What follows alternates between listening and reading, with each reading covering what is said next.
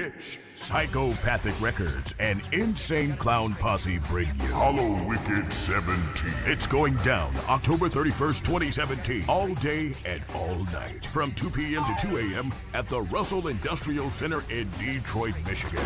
That's right, it's Hollow Wicked like you've never seen, featuring 4 full rooms of terror in a vast, cavernous, menacing, authentic Detroit Juggalo ghetto funhouse that's haunted for real.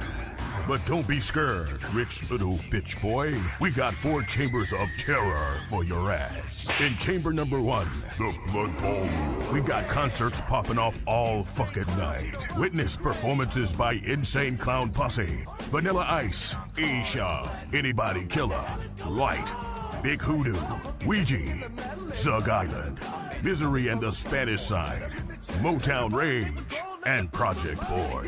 Also, in between sets, get down to the sounds of devastating DJs such as Mikey Clark, DJ Clay, DJ Carlito, and Kuma. And don't forget to give some love to your MC Ghost for the evening, Rude Boy, KG Kevin Gill, and Jump Steady. Next up, in chamber number 2, we got the Doom, featuring JCW's Bath of Blood, Juggalo Gladiatorial Combat, and later on that night, Psychopathic's 17 Moonbeams After Party. And if that wasn't enough, motherfucker, try chamber number 3, the scarier area, with Dark Carnival Games, featuring an Into the Echo Side heads-up tournament with a fat prize for that ass. Also, check out the open gaming area, featuring all Dark Carnival games and ninjas on hand to demo your favorite DCG games. Or hit the fucking hoops with the basketball tournament, featuring celebrity ghosts. Get dunked on, son. And last but not least, it's the 4th and final chamber of madness, the Fearsome Theater, your non-stop spot for a horror movie marathon like you wouldn't believe. Kick back with the homies and let these timeless horror movies scare the shit out of you.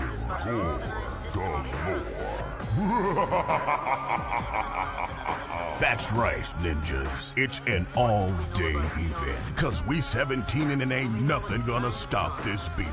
It's going down all fucking day and all night on Hollow Wicked Halloween.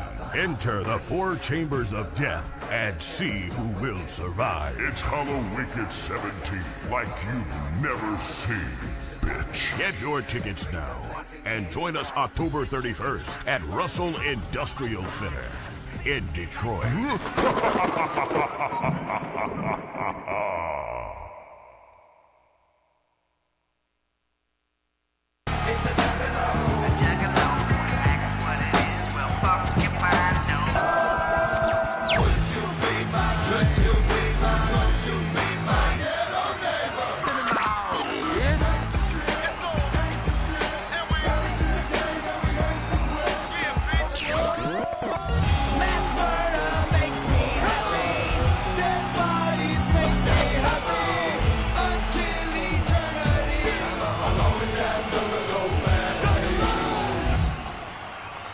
Welcome, boys and girls, once again to the, of course, the world famous and infamous, I'm talking about the Juggalo Show. I am Rude Boy right here holding it down, along with my friend right across the table from me, that guy known as KG Kevin Gill from the Kevin Gill Show, formerly of a couple other iPods and podcasts and all that good shit. Of course, I'm talking about Kevin Gill in the house. Rude Boy, Jump Steady. It's an honor to be here with the Juggalo family. To me, the past is history, the future is a mystery, and we're about to unleash the freshness like an uncaged King Kong in a movie theater back in the day. This is the Juggalo Show, and I'm geeked as fuck to be here. That's right, and of course, we've got the one and only hardest working man in all of the underground. I'm talking about my road dog partner, the one and only Jump Steady. Thank you, Rudy. And KG, it's good as always to sit around on this oval table of the nights, as it were, the psychopathic nights, as we unite as we always do. That's every right. 2 weeks to put it down for our family. That's right. So, Jump Steady, we seen the brief infomercial for The Gathering. I was going to say Hollow Wicked.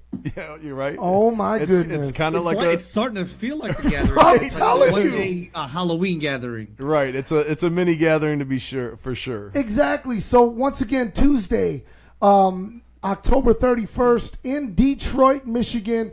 Once again, now one of the things that people keep hitting me up with. One was, of course, and we answered this last time. Yes, this is an all ages event, and two. Each floor is paid for by that one admission, right? Yeah, there's 4. So you're all hooked up. Right. There's only one floor, but there's yeah, 4. that's what I mean. There's 4 rooms of devastation. It's pretty laid out. Like we're talking about altogether. There's probably like 60,000 square feet, something like that. You know what I'm saying? A space, and basically. You got the 4 rooms of flavor that are going to be going the whole time the event's going on, so you can kind of float around into the different rooms to see what's going on. And it's all paid for by the one admission. You know what I mean? And it's going to be off the chain. So pretty much the only things that you have to pay for is, of course, your merchandise, maybe your refreshments, sodas, beer, food, whatever they're serving. All of that stuff is the only things that you have to pay for. But as far as the events go, that's all inclusive. Right, from 2 p.m. all the way till 2 a.m. in the morning. 12 hours of freshness. Right, and I want to make sure that you're aware the after party is in the same venue. It's in the same place this time. It's not the after party doesn't happen on the same stage as all the when the main concert's taking place. But it is actually in the same venue, so you don't even have to go anywhere. Once you park your car, you're chilling the whole day. That's what's up. Not only do you not have to go anywhere, you don't have to buy an additional ticket. That's right. Exactly. So, speaking of guys being there for 12 hours and soaking in like nuclear levels of freshness, are there any snack options available? Do you know if anyone's going to be slanging slices or bags of Fritos or anything on the sly? Yes, there are going to be concession stands set up there. Selling food and whatnot. Yeah, so I mean, this is a concert venue, and fortunately, we're one of we're one of the openers in this freshness of the Russell. What is going on with these mics? Shit. What the fuck just happened? This will definitely be our first time at this venue ever putting on a concert, so I'm pretty hype about it. Hey, and real quick, guys, too, on that hype note, I just wanted to share this because for all the Howard Stern Show listeners out there, I don't know if she's going to make it to Hollow Wicked per se, but I wanted to send a shout out to Wendy, the slow adult, who right now is peeping Psychopathic TV. She's logged in on Facebook and in the chat room. So whoop whoop to her. Nice. Who is Wendy? The slow adult? I don't know. From Howard Stern? Is she like a character or something? Yeah, I mean, she formerly had a name and that stuff. was less politically correct that she's more famous for, but she's on the show like almost every day. All right. That's cool, man. That's Like Scotty awesome. D right now is marking out. You know what I mean? All us super Stern fans.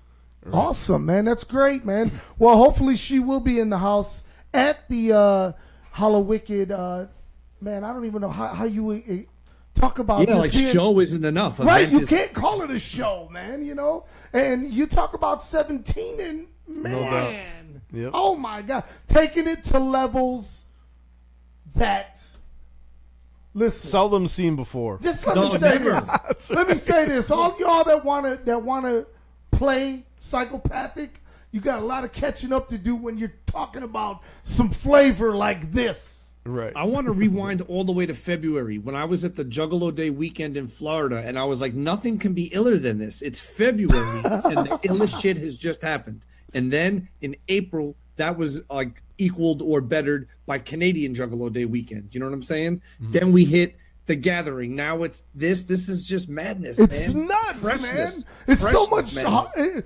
KG. It's so much to take in, man. It's like my mind feels like it's gonna explode any minute. I need one of those cooling rags, those special cooling cloths for the Gathering.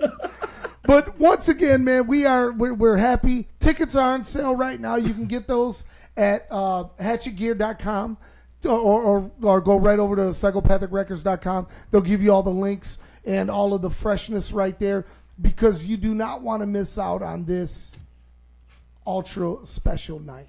And, Damn. you know, mad love for Vanilla Ice and Isham coming through. You know what I'm saying? Just killing it at Hollywood this year. Isham, Vanilla Ice, Like, well, Spanish Side, right. ABK, who else do we got on the part? Ouija man, Ouija Light, Motown of course, Rage. Insane Clown Posse. Oh my gosh. A couple of guys called the ICP. And we got Project Born, what? Yep, and then we got some performers that we haven't announced yet that are going to be performing at the after party. So You see, man, it's the flavors. it only gets better, bigger and better. Mosh Pit Mike, Chewy Martinez. I mean, it's going down. It's going to be a nutty, nutty time, and we're excited about it. And of course, we're playing tag here, and of course, this will be the ultimate. This will be the ultimate payoff of the Great Malenko Tour. Wow! Right there, in Detroit. The final, the climatic conclusion of the Great Malenko Tour. And I just wanted to say that another great feature of the Hollow Wicked Super Experience is it features two of the illest hosts and personalities from the entire universe of the Dark Carnival and Psychopathic Records. I'm talking about the Rude Boy and the legendary Jump Steady. Just two of those amazing hosts, man. That alone, to me, I could listen to those two mofos talk indefinitely. Actually, yeah, all of us, right? Including none other than KG Kevin Gill. KG Kevin Master Gill. of the mic. Oh my gosh, it's going down, right. man. We are gonna have so much fun, man. Please get your tickets now. Don't be left out. This is the one you do not want to fucking miss. I don't care. You don't want to miss this one. No. And come rain or shine, it's going to be beaming 17ing at the Russell Industrial. And there's also going to be, of course, the movie room Yes. showing your classic horror movies of all time. And so Hell of a segue. yeah, it's a segue, which is what our show is tonight. We are discussing our greatest choices for the best horror films of all time. What better topic coming into Halloween? We are in the season of the witch right now, and so I'm telling you right now, we've got some cool horror flicks and those that keep you on suspense. I'm sure each and every one of us at this table have came up with a collection of shit that'll make you poop your pants. Now, we were having trouble with our phones earlier, but we also want to hear from y'all. If y'all have a movie favorite, to give us a call or hit us up on the chat room. Yeah. And let us know. Yeah. And KG, if you can keep an eye on that'd be awesome. Yeah, you got it, man. I got it. I'm opening it right here. It's the poor man's visual monitor. KG, you're going to be in New York next week, right?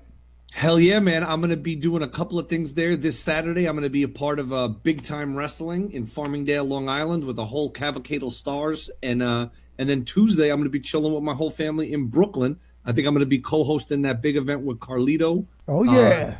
For ICP in Brooklyn, man. Man, Brooklyn, Insane Clown Posse in Brooklyn. That's awesome. The Great Malenko Tour. You do not want to miss it. Get your tickets now. And a special treat. KG Kevin Gill will be in the house. Hell yeah, man. It's so great. I got to see the Malenko Tour twice in California. It was mind-blowing. If I could have, I would have seen it 6 times. And it's now carving its way through Florida and on up the east. So do not miss it. Do not sleep on the chance to see a performance that has people literally driving hours and hours and hours the next day to see it again. Because it's that dope. It's true. It's true. So anyways, we're going to get into these movies that we were talking about, Jump Steady. Before we get into that, let's talk about the event the Scrubs are putting on, actually. No doubt. Yeah, because they're still supporting in Flint, that basically, as you recall, for those of you that don't know, basically their whole water system was polluted. It was poisoned. It's poison, and basically they've been without water this whole time as they try to rectify that situation, which is apparently years to correct. Absolutely, and the sad part is that politicians knew that they were allowing these people to drink this poison for years, man, and that's a sad part, man. And no one's in jail. That's the really sad part. But the Scrubs, man, the Scrubs from Philly, man, they they own a home here in Detroit, and it's a home where if you need a place to crash, they always have their doors open. They're good people, Chrissy and Juggalo Josh and Dead Body Dan and Paige and just the whole family over there, man. They're loving, giving people. And last year they helped collect water for the Flint water drive. But within a year, we always have all of these weird travesties that go on, and you kind of forget about the last tragedy. But There's so many going on right, nonstop. But the people in Flint haven't forgotten that they can't drink water or they can't take showers and without boiling and stuff like that. And then I think about crazy shit like if you go to get a Big Gulp at 7-Eleven, what is the ice made out of? If you go to a bar or a restaurant, what are they cooking with? You know what I'm saying? It's crazy. You are absolutely right, KG.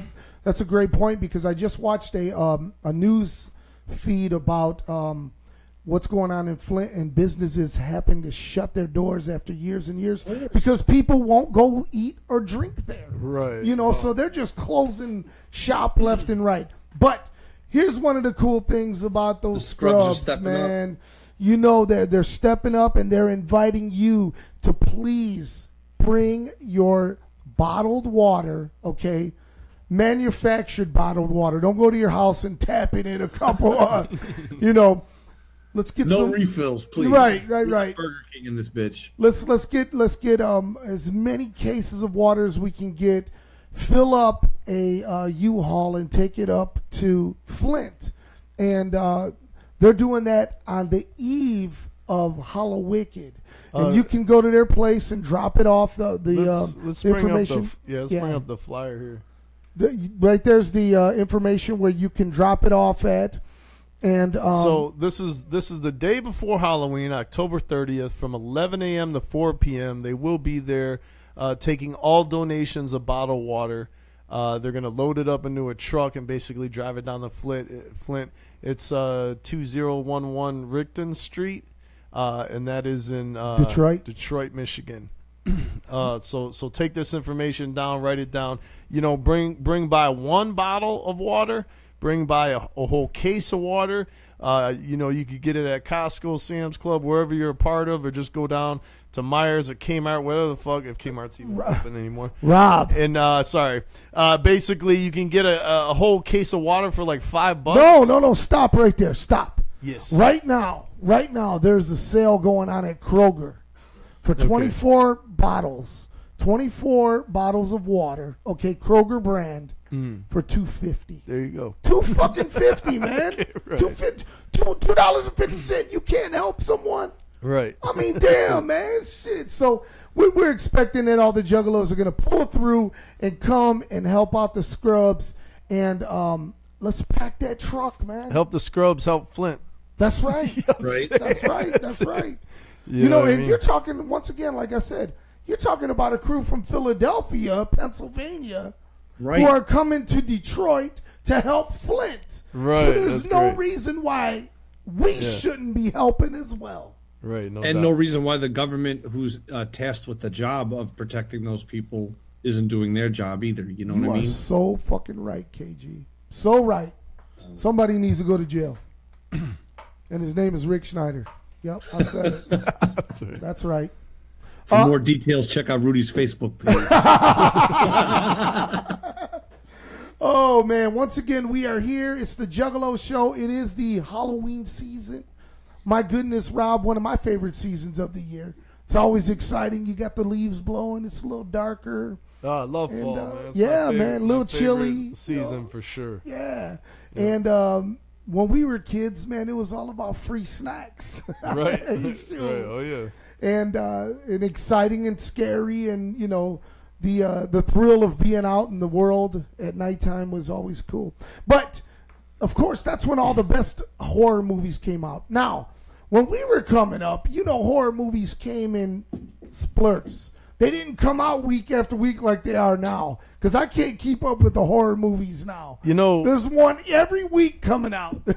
How many horror movies do you got on your list around? 7. Okay, because I got 10 on mine, and I was noticing a trend as I was writing them down that like the oldest or the latest movie that I got is 1999. Wow. Like, you know what I'm saying? Like, all my movies are like the tried and true classics, the shit we grew up with. Yep, same you know here. what I'm saying? Same it's like here. it really reflects your age in a way. Yes. You know what I'm saying? Because you're like, oh shit. Like, I have But one. also, I guess none of us are the super horror movie people either. At least Right, not- right. No. Me neither. that's why we need help from y'all. I think they're loving it, like getting bombarded with horror movies. Right, but let me tell you something. Like just like you said, Rob, I have one movie from the 2000s, only one, Right. that I really liked and I loved, and it came out this year. Okay. Wow. Yes. Oh, okay. I think I might know which one it is. Oh yeah. Yeah. I didn't see it yet, but I'm dying to. Well, I'll just go ahead and throw it out there. It's a movie that, man, it was so crazy watching it. It was a movie. It's called Get Out. I knew you were gonna say that. Oh my gosh, man! I don't, without it's really hard to explain the movie, but because if you do, you could really easily give out the plot and give out the, Sure, right. Because when I was watching it, I had no clue about this movie, Right. and I started watching it, and I was like, holy shit, man! And it was scary, man. And Right, I actually liked it. I really did. Looks like we got a little preview here. Yeah. No, okay. Yeah, no, it brings up a lot of issues too, like real world issues, Exactly. pertaining to like racism and everything else. You know what I'm saying? But in a totally unique way, like Yes. it touches upon the subject, but it helps you like to look at it from a different perspective, if you would. Exactly. Yeah. It's not being shoved at you hard. Right. You think about it, Yeah. but in the same token, you're getting freaked out by these characters. Right. No Oh doubt. my gosh, man! One of the best films I've seen all year. Interesting film too. Like, Yeah. because what can you even relate it to? You know what I'm saying? Nothing that I can. Yeah, for You sure. know, nothing. And I was captivated for the 2 hours that it was on, and I was like, man, it's Yeah, because the whole guy- time you're like, what is going Right. on? Like, you're so lost. Like, what is happening? Like people are kind of in a zombie state in the Right. film. Like, the way they're acting is really bizarre. Like, they're brainwashed. You know what I mean? But then, Exactly. yeah, then you start finding out the truth of what's really right, going it on. starts picking apart. Yeah. And then you're like, oh shit, now I get it. Yeah, for But yeah, sure. definitely, man, one of my favorites on my list. Yep. Okay, so before I get into one of my choices, I do want to bring up a point. Like KG said, I'm not a huge like horror movie fan. I've never been like especially like slasher films have never been really my thing. They Where did nothing for where me. people are just getting killed, or and torture in particular. I hate fucking scenes of torture. They just make me uncomfortable. You know? Right. That being said, there are some horror films that I really did enjoy, like and the horror films that I mostly enjoy are like, the suspense builders and stuff like that, and I don't know, like certain things about it which helps it stand apart from just a normal like horror film. Right. The first one on my list, which is the oldest film, I'm gonna start from the oldest going up. Which was a film that came out when I was just basically like a baby still. But I seen this film. Now, this is traditionally a film that I wouldn't normally watch. Okay. But, I don't even know how the fuck I happened to be somewhere. They were watching it, and I was like, all right, fuck it. I started watching it. Uh-huh. And I went into this movie thinking I was going to hate it. You know what I'm Right, saying? right. And it's a tried and true classic, the Texas Chainsaw Massacre, Oh, the original yes. one from Oh, 1974. Yes. Now, this film, Which was based on a true story, by the way. yeah, it's loosely based off of this guy Ed Gein, Yes. which is like this guy. He basically he was digging out. He killed a couple women. I believe this one is the remake, maybe. This is there's scenes from the original one, and there's some. Oh, I see. Oh, shit. Okay, so anyway, Ed, yeah, can you turn that down? Yeah, sorry. Okay, so Ed Gein was a guy, I think he was from like 1904, and he was in a small town. He killed a couple women, and he was digging up, like he would go to the cemetery and dig up bodies. He dug up like 50 bodies, and basically he would take their skin, and he would make like clothes out of their skin, and like he would cut their heads off. These are recently deceased bodies. He would cut their heads off, create bowls out of their skulls where he would eat from, and when they finally caught this guy and went into his whole house, like lampshades were made from human skin, like all kind of clothes, like the sheets he was sleeping in were all human skin, like woven together, like and he said, smell the place now. Right, he said that he would purposely dig up corpses of women that looked like his mom. So his whole objective was to make a full human outfit out of the skin and accessories of women, so that he can become his mom, literally, like adorned completely head to toe in human skin, like a suit of a like woman. a mom suit, so that he could become his mom, like the wig, everything, like including and he made masks out of it. Masks of human skin. Yeah, Slayer wrote a song about him called Dead Skin Mask. Right, that he would wear around, you know what I mean? And then the last woman he killed that basically led to his arrest, like when they caught him, her decapitated body was hanging upside down in his garage. God. He had a rod going through her ankle and hands tied up, and was skinning her like a deer. Like, he would skin these women, and like whatever the process was to like, just like you would do with like a deer hide, he would utilize the same process for human corpses. You know what I mean? Oh my gosh. So anyway, Texas Chainsaw Massacre. So then when he got out of jail, though, he went on to a successful wrestling career in Japan.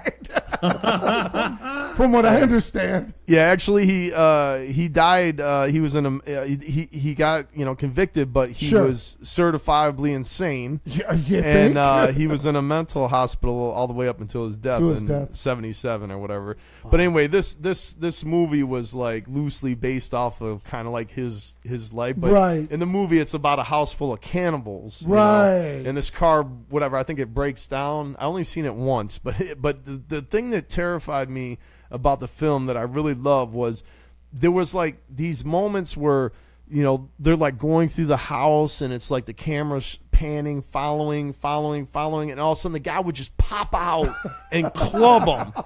It would be 2 seconds, and they'd go down, and then you see them dragging the body. You know what I mean? No chase scene, you know what I mean? Right. It was so realistic. And I remember at one point in the movie, like she's expecting the house, and she opens up this cooler because she hears this noise coming from the cooler. She opens up this cooler sitting on the floor, and it's one of her friends, and they're like, you know what I mean? They're all like trapped in the cooler, and it freaks her out, and she just runs, like she just bolts out the house. And I was like, man, this is some fucking real shit. Like it just had like a total sense of reality, like how you might really react in situations like that, and how brutal it was when somebody got taken out. Right. It was just real brutal and raw. And so that's what made this film completely horrifying. And I love the ending of it too, because in the end, the last survivor's like running from Leatherface, and she's running across the highway, and Leatherface is chasing her, and there's a trucker on the highway, or the 2-lane road. It's not really a highway, but a 2-lane road. And the trucker sees all this going down. Now the trucker, he's not in the movie at all. He's not a character. You never even see the trucker. Right. But he sees her being chased down by this guy, and he just fucking plows right over Leatherface. You know what I mean? So dope. It's so dope. I was like, that's awesome. Right. No question. You know what I mean? No explanation needed. He just acted. He just acted and ran his ass over, and I thought that was such a dope ending. What the point I'm trying to make. Today, they would say there was good people on both sids instead of right. Yeah. But anyway, the movie broke all normal conventions of a movie. You know what I'm saying? It really did. You know what I mean? And even the ending when the guy gets taken out by this unknown person on the freeway, that was even fucking dope. It was like, because you're like, how the fuck's she gonna survive this? This huge fucking 6'6" guy running her 350-pound guy, and she's like this, just running for her life. How the fuck's she gonna survive? Well, that's fucking how, Absolutely, man. Anyway, if you've never seen it, I mean, it's so old now. I don't even know if it would live up anymore. But I'm telling you, like, when I watched this, it really fucked with me. Like, I remember it vividly, everything about the film, and it's fucking creepy, man. It's terrifying. A family of cannibals. You know what I mean? And they're all sitting at the table, like, torturing these people and shit. You know what I'm saying? It's just crazy. It is definitely terrifying. KG, Kevin Gill, what you got? Same disclaimer as Rob. I am not a huge horror movie person. Like, I literally never watch horror movies, and especially don't like super violent gore, like slasher type movies and shit. That said, though, I definitely I was surprised at how many movies from the horror genre I consider to be great once I started thinking about it. And I'm gonna go in the Wayback Machine to a movie I saw in the movie theater when I was way too young to be seeing it. And I'm talking about Poltergeist. Oh, yes. Oh, yeah. Whoa. Yeah. Man, the stuff from those movies, like, stays with me forever. Like, I could still see, it's like, you know what I'm saying? That's how I knew. I was like, these movies aren't for me, man. Like, they impact me too much. Why, if any lessons to be learned here, and this is going to come back further on, why the fuck are you going to build a house on an Indian burial ground? Like that? Exactly. You know what I'm saying? I don't care what kind of deal you're getting. Don't fuck with the Indian burial grounds. That's all I got to say. That's a reoccurring theme in movies. Do not do it. Over. Come on.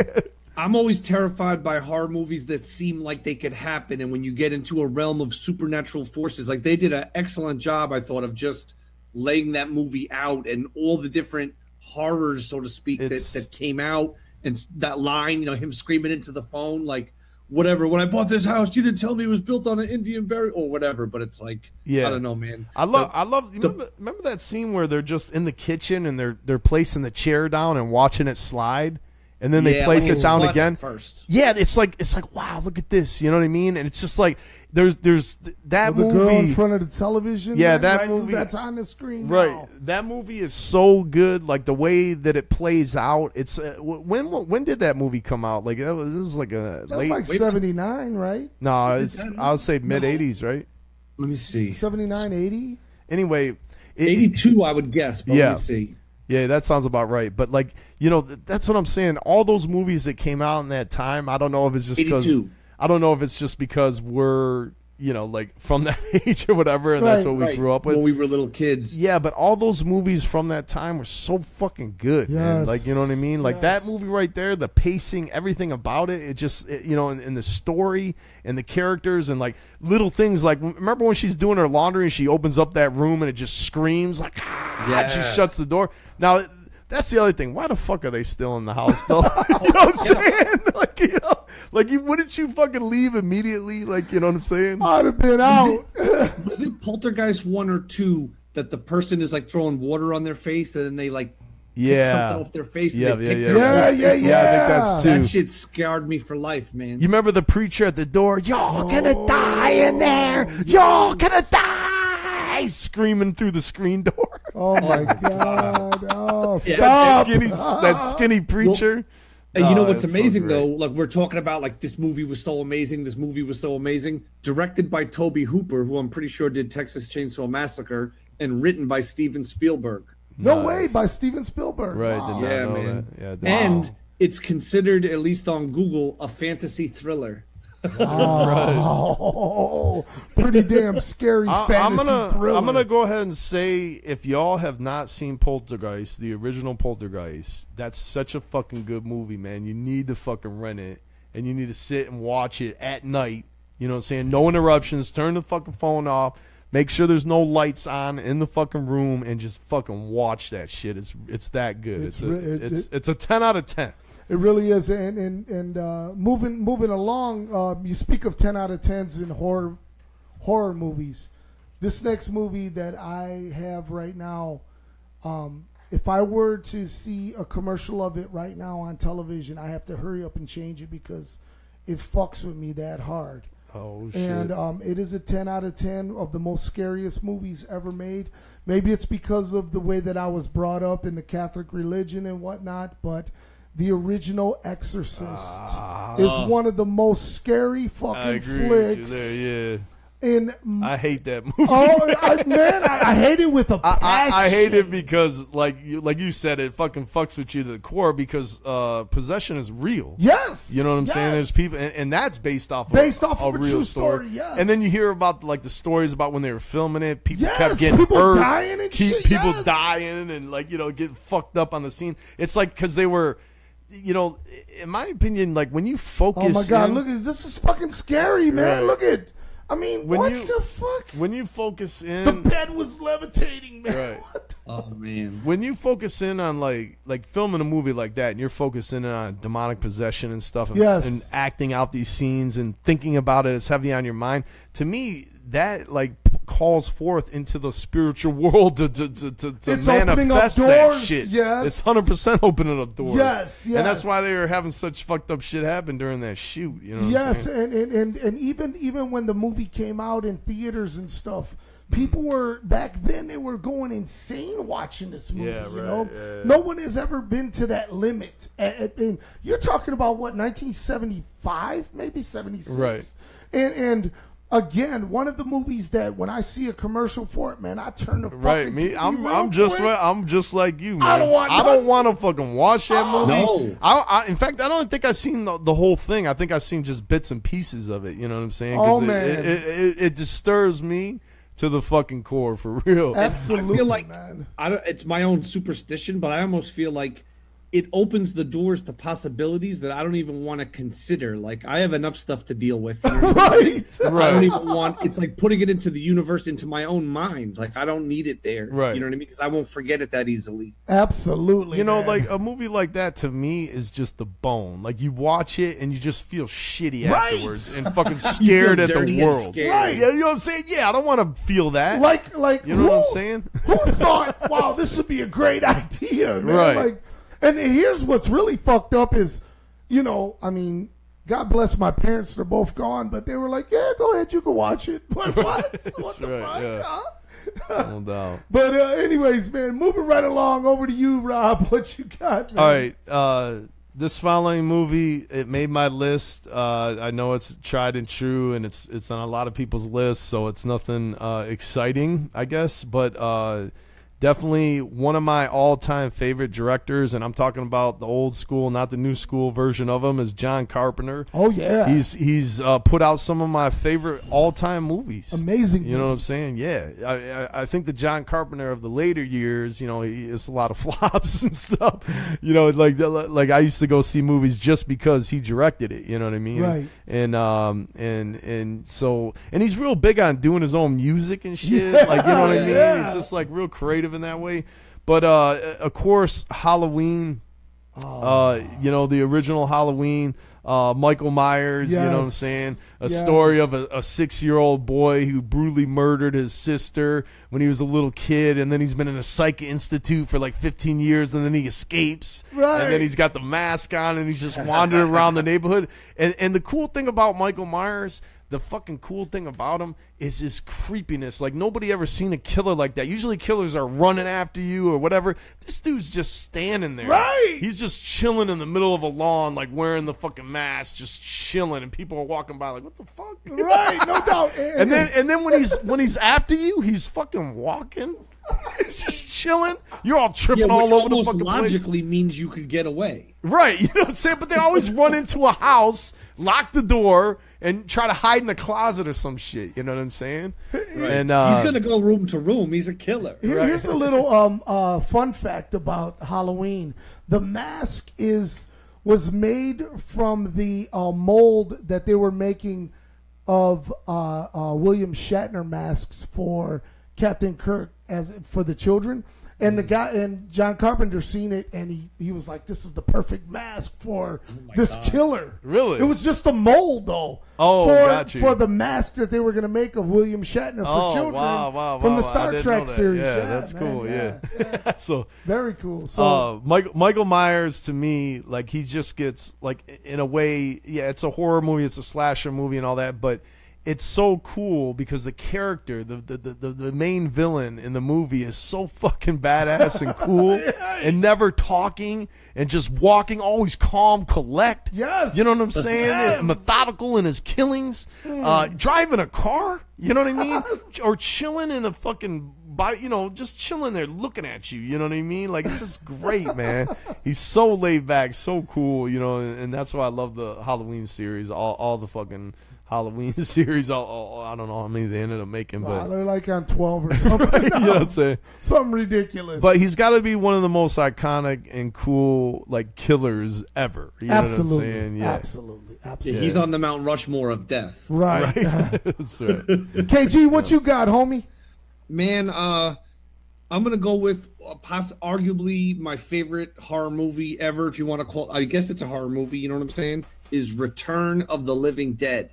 Oh, okay, right, shit, yeah. Punk rock infused zombie, like rock and roll type zombies, punk rock flavor with comedy, violence, and a little bit of gore. But I love that. That to me is the perfect horror film because the comedy and the other elements kind of balance it out. And it, even though you get scared sometimes, it's not as terrifying. Absolutely, man. One of the all-time greats, man. I literally love that movie. I could watch it a zillion times. Man, it's just so dope. When they shut the window on that late zombie lady, like they shut a window on the middle of her body halfway through a window. She's trying to get in. Right, yeah. And they trap just her torso, so from the hips up, and they tie her up like to a vice grip or whatever. And they're trying to figure out what the fuck is going on. So they're like, why do you eat people? And it's just her little spine is moving around. She's like, not people, brains. Why do you eat brains? It feels the pain of being dead. I can feel myself rot. And they only were able to talk to her because they gave her some fucking human meat to eat that calmed her down like a super crackhead in need of a hit. And they were able to calm her down and get a few words out of her. But then like the bliss of flesh or brains or whatever wore out and just like, it's just so fucking cool, man. Return of the greats, man. Return of the Living Dead, that was like a more modern version, right? Yep. So Night of the Living Dead, was that the original that like was black the original and white? Black and white flavor, yeah. Do you remember that fucking film? Like how Of course. how that ends? Like it was too scary, man. Okay, when I was a kid. Yeah, man. two things, because that movie was great too. Two things I remember about that movie was the woman with the little baby, and the baby turns into the zombie, and she's like still like not accepting that, and then the little baby bites her. You know what I mean? And then also at the very end of the film, there's only one survivor left, and he's just like covered in gore and just like blood, and he's just chilling. And it's like the daylight's coming, and he's looking out the window, and there's dead bodies all around the house. You know what I'm saying? And he's looking out the window, just surviving this night of horrific flavor. And all of a sudden, you just see a pickup truck with some like military guys and some sniper rifles, and they just shoot his ass right through the window, and he dies. That's how the fucking film he gets ends. the bone Because they think he's a zombie. You know what I mean? They see all the corpses, and he's kind of covered in blood and shit. Oh shit! I got to tell you, my next film, once again back in the travel time machine. Literally in a travel time machine. It was about a haunted car. And the movie is called Christine. Yes. And the guy's a nerd. That's Stephen King, right? Yes, sir. That's Stephen King, yeah. The kid's a nerd at school, getting picked on, being bullied and everything. All of a sudden he gets this ride, and all of a sudden he starts dressing hip. Chicks want to bang him. But it's all has to do with this car, who is now obsessed with this nerd kid. Right. And everyone who tries to get close to him, she fucking kills, man. Yeah. Oh, my God, man. And, again, not so much scary, but, like, intriguing. Like, here's this nerd. Well, it's a horror flick, yeah, for sure. No doubt. But the relationship with this like possessed car, if you will, is really cool. And when he tears it up and everything, get out of my life, boom, boom, boom, and the next day it's chilling brand new, and it's got like some 50s song playing. You're like, what the fuck? And of course that led into Stephen King doing Maximum Overdrive. Maximum Overdrive, the trucks, where all vehicles, all mechanical things are all alive, and they're all trying to kill you. You know what I'm saying? Yes. That's right. So wait, in Maximum Overdrive, was that officially the Green Goblin on the front of that truck? Because that seems like a licensing issue. I don't think. No, I don't think so. I don't think so. And I think in the original story of Maximum Overdrive, isn't it caused by aliens or something? Yes, I believe so. Yeah. Anyway, Maximum Overdrive was mad cool too. I remember that. No doubt. Too. But back to the Christine. ice cream truck covered in blood, and it's going down the street playing the ice cream music. and then it turns the corner, and the whole side is just splattered with blood. Back to Christine. There's supposed to be a remake coming out in 2018, so I'm sure they'll fuck that up.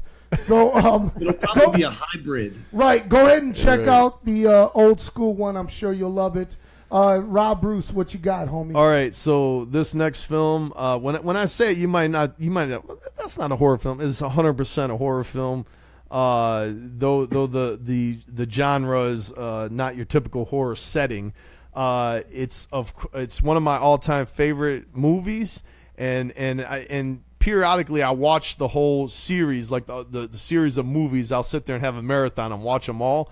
But the one that started it off, all of them, is Alien. Oh yeah, that's a horror movie, man. Alien, all day. And also the part 2 Aliens with the S. Two of the greatest movies ever fucking made. I got your back 100%. You know what I'm saying? Both of those. If you haven't seen these, Sigourney Weaver stars. The first one was Ridley Scott. The second one was James Cameron. And basically, in the first movie, it's a group of people returning, through this. They're in Cairo sleep, and they're returning this long journey, trying to get back to Earth. And they're awakened from their Cairo sleep because there's a distress beacon from another ship, And basically, they go to investigate, and of course, there's an alien, and the alien has the way the alien works is it like impregnates you.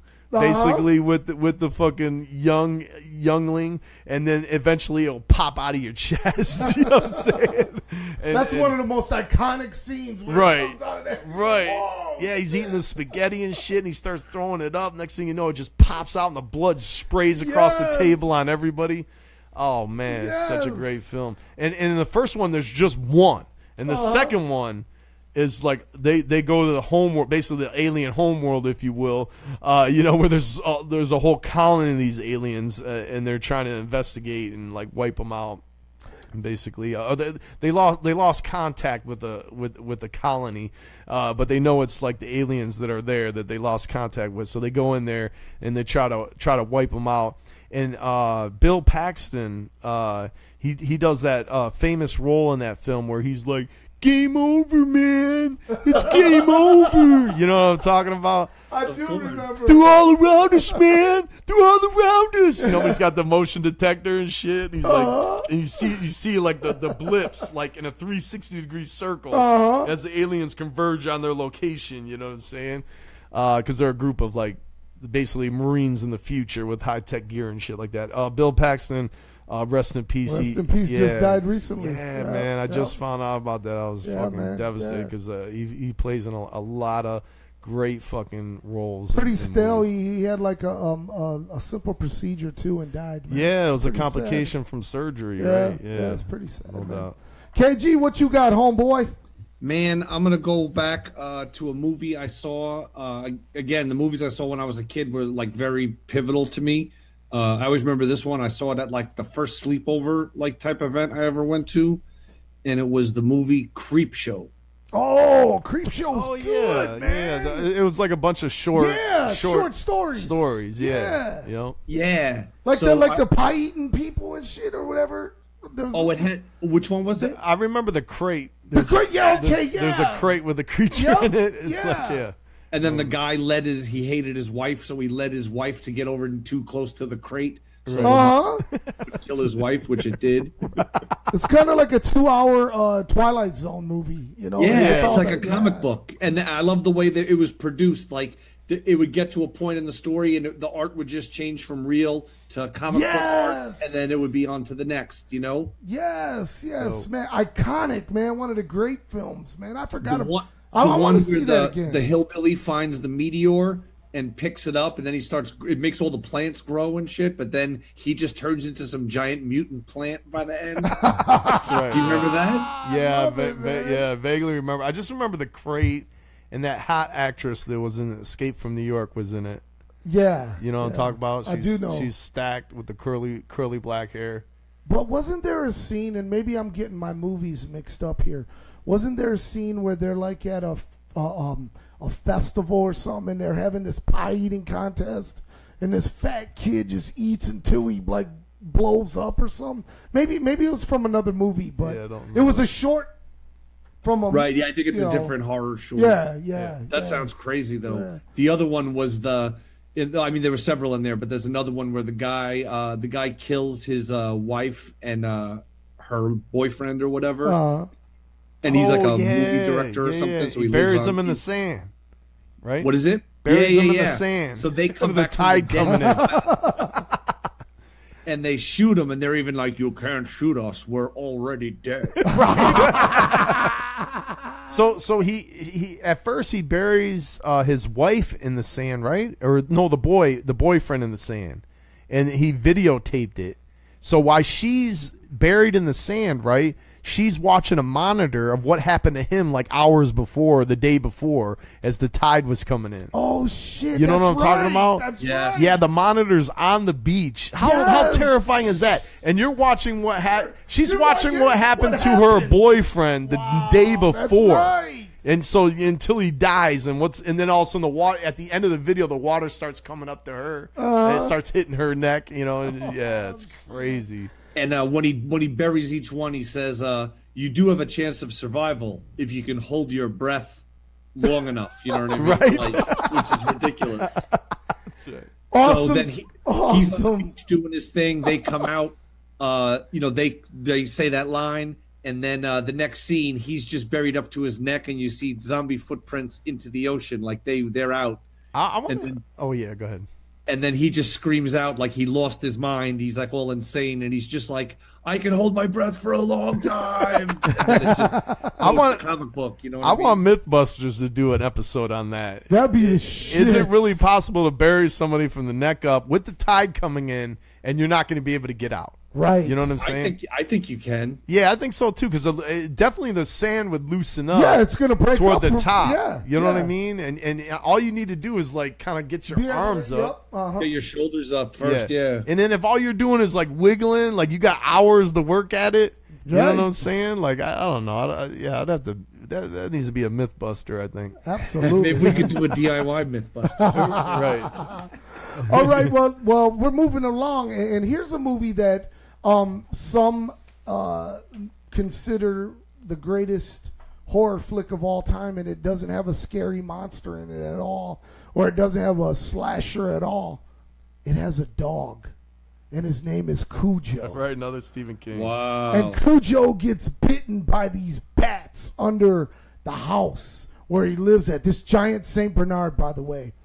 And all of a sudden, Cujo goes crazy. Yes, it is a Stephen King flick. Mm-hmm. And then, man, the most horrifying thing is when the mom and the son are stuck in the hot car for hours and hours and hours, and she's going crazy trying to save her son's life. Right. While Cujo's all on top of the car, not allowing the fucking family to get. Oh my God, terrifying! Right, man. no doubt. Terrifying. And I just remember as a kid saying, you know, like I was young when this came out too, and I was having like feelings for this kid. Man, stop, man. You know, it was kind of traumatizing.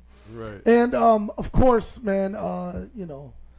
The dog goes crazy because of those bites and everything, and but before that, it was a fun-loving giant Saint Bernard who just loved everyone. And man, my God! And it's one of those things where she's in the car and she can't get the car started. The car won't start. The fucking car won't start. The windows, they can't put the windows down because it's too hot. And then all of a sudden, Cujo's gonna fucking go through. Oh my God, man! And then he gets mad and he starts busting his head into the doors and shit.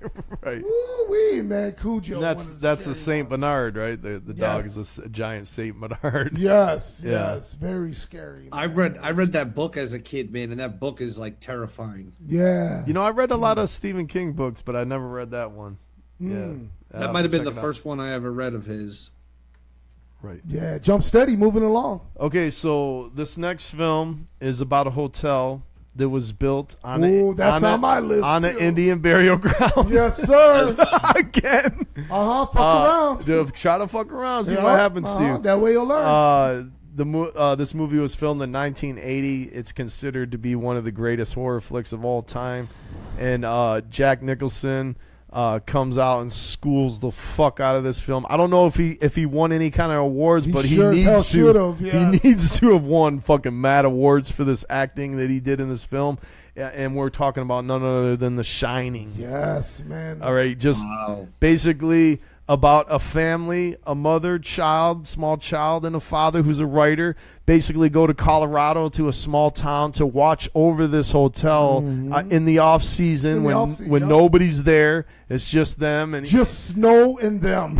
He's looking at the opportunity to basically to write and basically overcome his writer's block. And there's a strange story, though, before they even get there, that there was a caretaker there that went crazy and killed his whole family. His son, daughter, and mother or wife, and then killed himself. And so they're like, it's not, okay, straight. And then they get there, and the little boy is like a psychic, and he's seeing visions of horror in the hotel because it's full of these foul spirits that slowly start to manipulate and possess Jack Nicholson's character. And of course, the iconic image where he's chopping through the fucking door. Here's Johnny. You know what I'm saying? Oh, such a great fucking film. The little kid riding around, red rum, and then you find out it's murder in reverse. And the iconic Hong Kong Phooey Scatman Crothers is in this movie too, and one of the great actors of all time. Yeah. Yes. Oh my God. Such a great film. So fucking scary, and it's just one guy. Yes. It's just one guy after trying to kill his family, but it's so terrifying. Yes. It's so terrifying, and the vision, and of course the ghosts, the evil spirits that are haunting this place. Just really a great film. It's another one if you have not seen it. If you have not seen the original Shining from 1980 with Jack Nicholson, stop what you're doing, fucking search it, whatever you got to do, and watch that shit. Yes. It's really fucking good. Awesome movie. KG, what you rolling with? I'm gonna go with, again, these are my personal, all-time horror movies. Well, I hope so. I hope they're not your friends. I didn't copy. Hey, could you put a list together for me, man? I got to do this horror thing.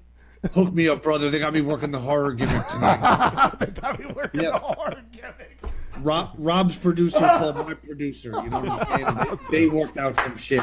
So I'm going to read you those words now, because this was a movie that I saw also in the movie theater that was incredibly influential on me and terrifying and all that, but it also had very sexy moments. And I'm talking about Nightmare on Elm Street. Yes. 3. What? Yeah. 3? 3. Wow. Okay. Is that the Dream Warriors? Yes, maybe tonight. I love that one. Right, Yes. that's great. I'm down with you, man. Yes. I'm a mark for all the nightmares, especially the first 3. You know what I'm saying? Like the original one too, with Johnny Depp. Believe it or not, in his fucking first role, his first ever role was on Nightmare on Elm Street. However, I wasn't down with Freddy versus Jason. I wasn't. No. I was like, but that dropped the ball harder than Batman versus Superman. Right. But the whole seems easy. The whole Nightmare on Elm Street, where basically you can die in your sleep, and he haunts you in your nightmares. Yes. And as soon as you fall asleep, just crazy shit happens. The thing that's so cool about those films is anything can happen because you're dreaming. You know what I'm saying? Right. So basically their imagination, the writers of these films, whatever they can fucking imagine, you know what I mean? It can happen. Whatever the effects budget will allow. Right, that's true. Yeah, that's true. But terrifying, and such a new concept when it came out. It blew people away. The whole thing, people were scared of nightmares and shit, and dreams and all. But this whole thing where this guy can kill you in your sleep, you know what I mean? And then, and not only that as an idea, but then the idea that the kids are gonna go into the dream world somehow prepared to do a number on them. Right, to battle them. Right, because they figured out how to exist in that plane. Right, and they realized that fear is what makes him stronger. Like makes Freddy Krueger stronger is like just straight fear. That's why he's always throwing it at you. Kind of similar to the whole It concept. I don't know if you've seen the new It. I haven't seen it. Anyway, but it, like fear and power is the main villain. You know what I'm saying in the film and shit. Right. And of course we're talking about Freddy Krueger with the clawed hand. Just another iconic, killer of all time with the fucking striped hat. Sweater. Right, the Michael Jackson hat. And let's not forget the line that inspired a whole wrestling generation. What a rush. Right. That's right.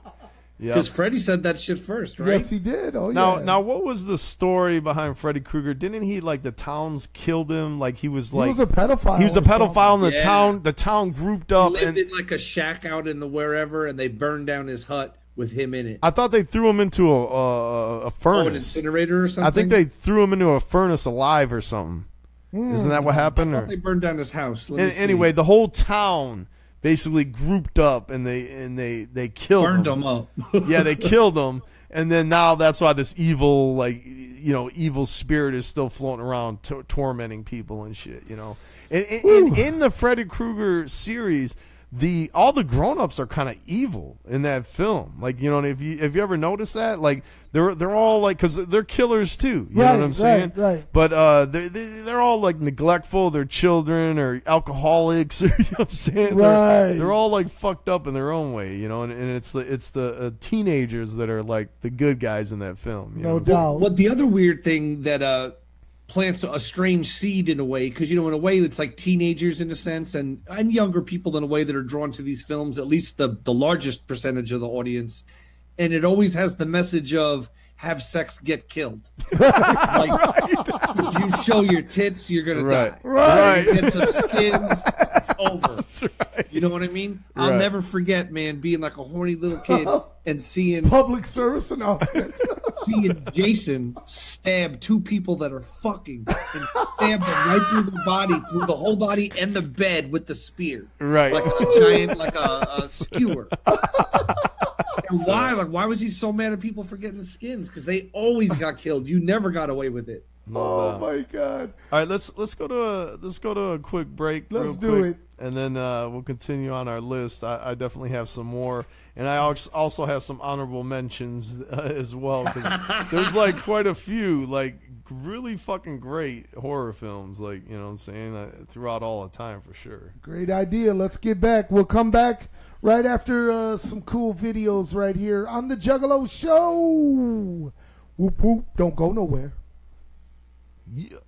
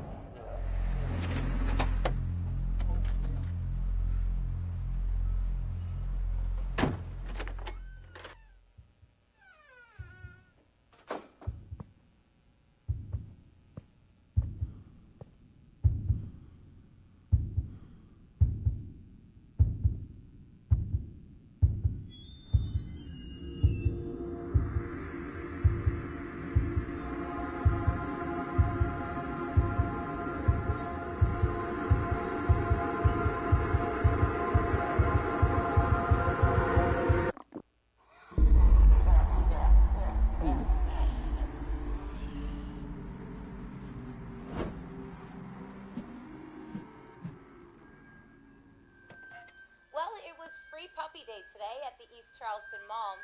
Over 100 people turned out and left with a free puppy. Zombies have taken over the entire city. It's kill or be killed. If you're hearing this, do what you must to survive. They're feeding on human flesh. They're everywhere.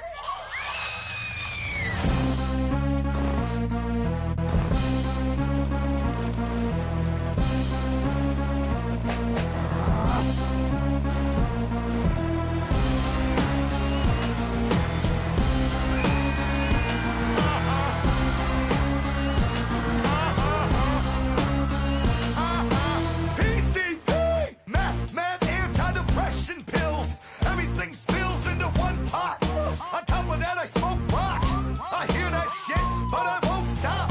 Last time on the spot, choked a cop. Stopped and had a Faygo soda pop. In the back of my truck, chucked the chainsaw. Usually chop wood, but that ain't all. It's a bit strange, all up in your mid-range. Cut a hole in your head till I hit brains. Left a cop in a pile, wild baby. It's the night of the chainsaw, baby. Cut him up, truck, somebody. Cut him up, truck, get bloody. Cut him up, truck, go nutty. Cut him up, truck, go. Cut him up, truck, go. Cut him up. You can't calm me down. You can't calm me down. You can't calm me down. You can't calm me. Petroleum, inhale it and take the swig. Eat my brains up, make my wig. Killing time with no shirt on me. I love it when the blood squirt on me.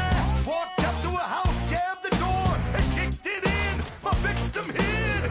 Stuck Chuck in the closet, and I could tell by the deposit. I got my target. French poodle, stomp it, limp noodle. Rev Chuck up and stir the strudel. Guts on the lawn, fuck's going on? Chainsaw Chuck till the break of dawn. Cut him up, Chuck, somebody. Cut him up, Chuck, get bloody. Cut him up, Chuck, go nutty. Cut him up, Chuck, go. Cut him up, Chuck, go. Cut him up. You can't calm me down. You can't calm me down. You can't calm me down. You can't calm me. Bloody feet, no shoes, into a party. I wasn't invited, but that bitch ignited. I screamed and laughed, chopping fools in half. I stab and hack a mad lumberjack. Smell that fuel. Hear the machine. Chuck's a demon. I must be dreaming. Bloody showers, feel the power. We devour you fucking cowards. A loony loose, Chuck full of juice. Begging's no use, I know's no truce. It's your noose, about to see your own produce. Night of the chainsaw, written by Joe. Cut him up, Chuck, somebody. Cut him up, Chuck, get bloody. Cut him up, Chuck, go nutty. Cut him up, Chuck, go. Cut him up, Chuck, go. Cut him up. You can't calm me down. You can't calm me down. You can't calm me down. You can't calm me down. You can't calm me down. You can't calm me down. You can't calm me down. You can't calm me down. Down, down, down, down, down, down.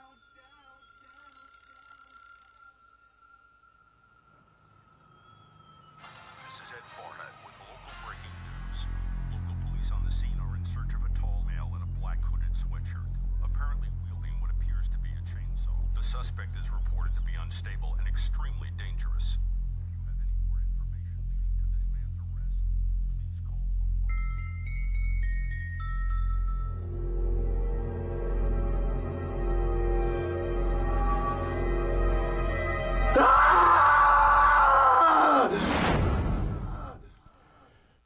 Oh, yes. It's the Juggalo Show. Welcome back to our horror film extravaganza. We are holding it down right here.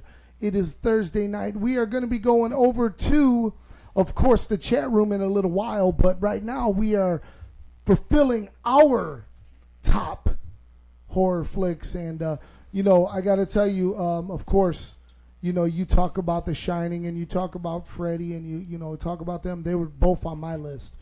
But this next one was another Stephen King, I do believe. Okay. And it starred a very young John Travolta and Sissy Spacek as Carrie. Oh, right. And, she had supernatural powers. And one of the most scary movies of all time is when they're at the prom and she shows those eyes and locks the doors, and here comes the pig blood's all over. She's thinking that, oh man, they finally accepted me. Oh my god! Right, because she gets nominated as like the prom queen, right? Yes. And she comes up there, and then they dump the pig blood on her, and there's that iconic scene of her standing there, wide-eyed, covered in blood. Wow. You know what I'm Oh saying? my god! And of course she has the she's what do you call it? She's got telekinetic powers. Right. You know what I'm saying? To like a crazy degree. And she locks all the doors and basically just ends up massacring the whole fucking place. And her mom was the scary one. Yes, Right. her mom Super was religious, fucking scary, right, man. right. Shit. Super religious fanatic. You know what I'm saying? Her mother. Man, oh my gosh. You know? And then of course, you can't forget the scene, man, where her friend is going to visit her grave at the end. And Oh, her the head hand pops up. I fucking lost my mind. Oh my god, yes, she's all excited, man. She's just having the time of her life at the prom. Right. And then boom. They lower the boom on her. That's why you shouldn't be stale, man. Don't they all like the whole get place catches on firebomb. the whole place catches on fire, right? She Everybody walks burns right alive. out. Yep. She beams fire, like she radiates fire. You know what I'm saying? Right, and then everybody burns alive in the gymnasium, and the whole thing is like all the way up until that moment, it's really about a girl being bullied. You know what I'm Yes. saying, and having a terrible home life. Her mother's crazy, out of her fucking mind. Yes. And basically thinking everything that Carrie's doing is sinful. And remember, she has her first period, yep. right? And she's like, "This is because you're evil Yep, and sinful. We yep. gotta pray." And you know what I mean? And it's like, you know, and everybody's making fun of her. But then that final release where she just that fucking, was it. You know, it's all about the end of the film, man. It's just so, and you want to see those people die. Dude, that's the thing. Like you're the monster too. Exactly, You know what I'm saying? Rob, you're pulling Well, it's for karma. Yeah, you're pulling for the heel in the movie. Right. You know what I mean? Even though she's not a heel. Well, she's not a heel until the end. Until the end. She's where just she had being bullied. enough, Right. you know? She's just being Well, bullied. enough's enough. Firebomb. Rob, what you got next, man? All right. Well, again, These are great movies we're all talking about, by the way. Right. Again, this next movie is definitely, it's got to be in my top 10 all-time favorite movies. It's a fucking classic. If it wasn't on this list, it would be a travesty, as it were. But of course, I'm talking about Evil Dead.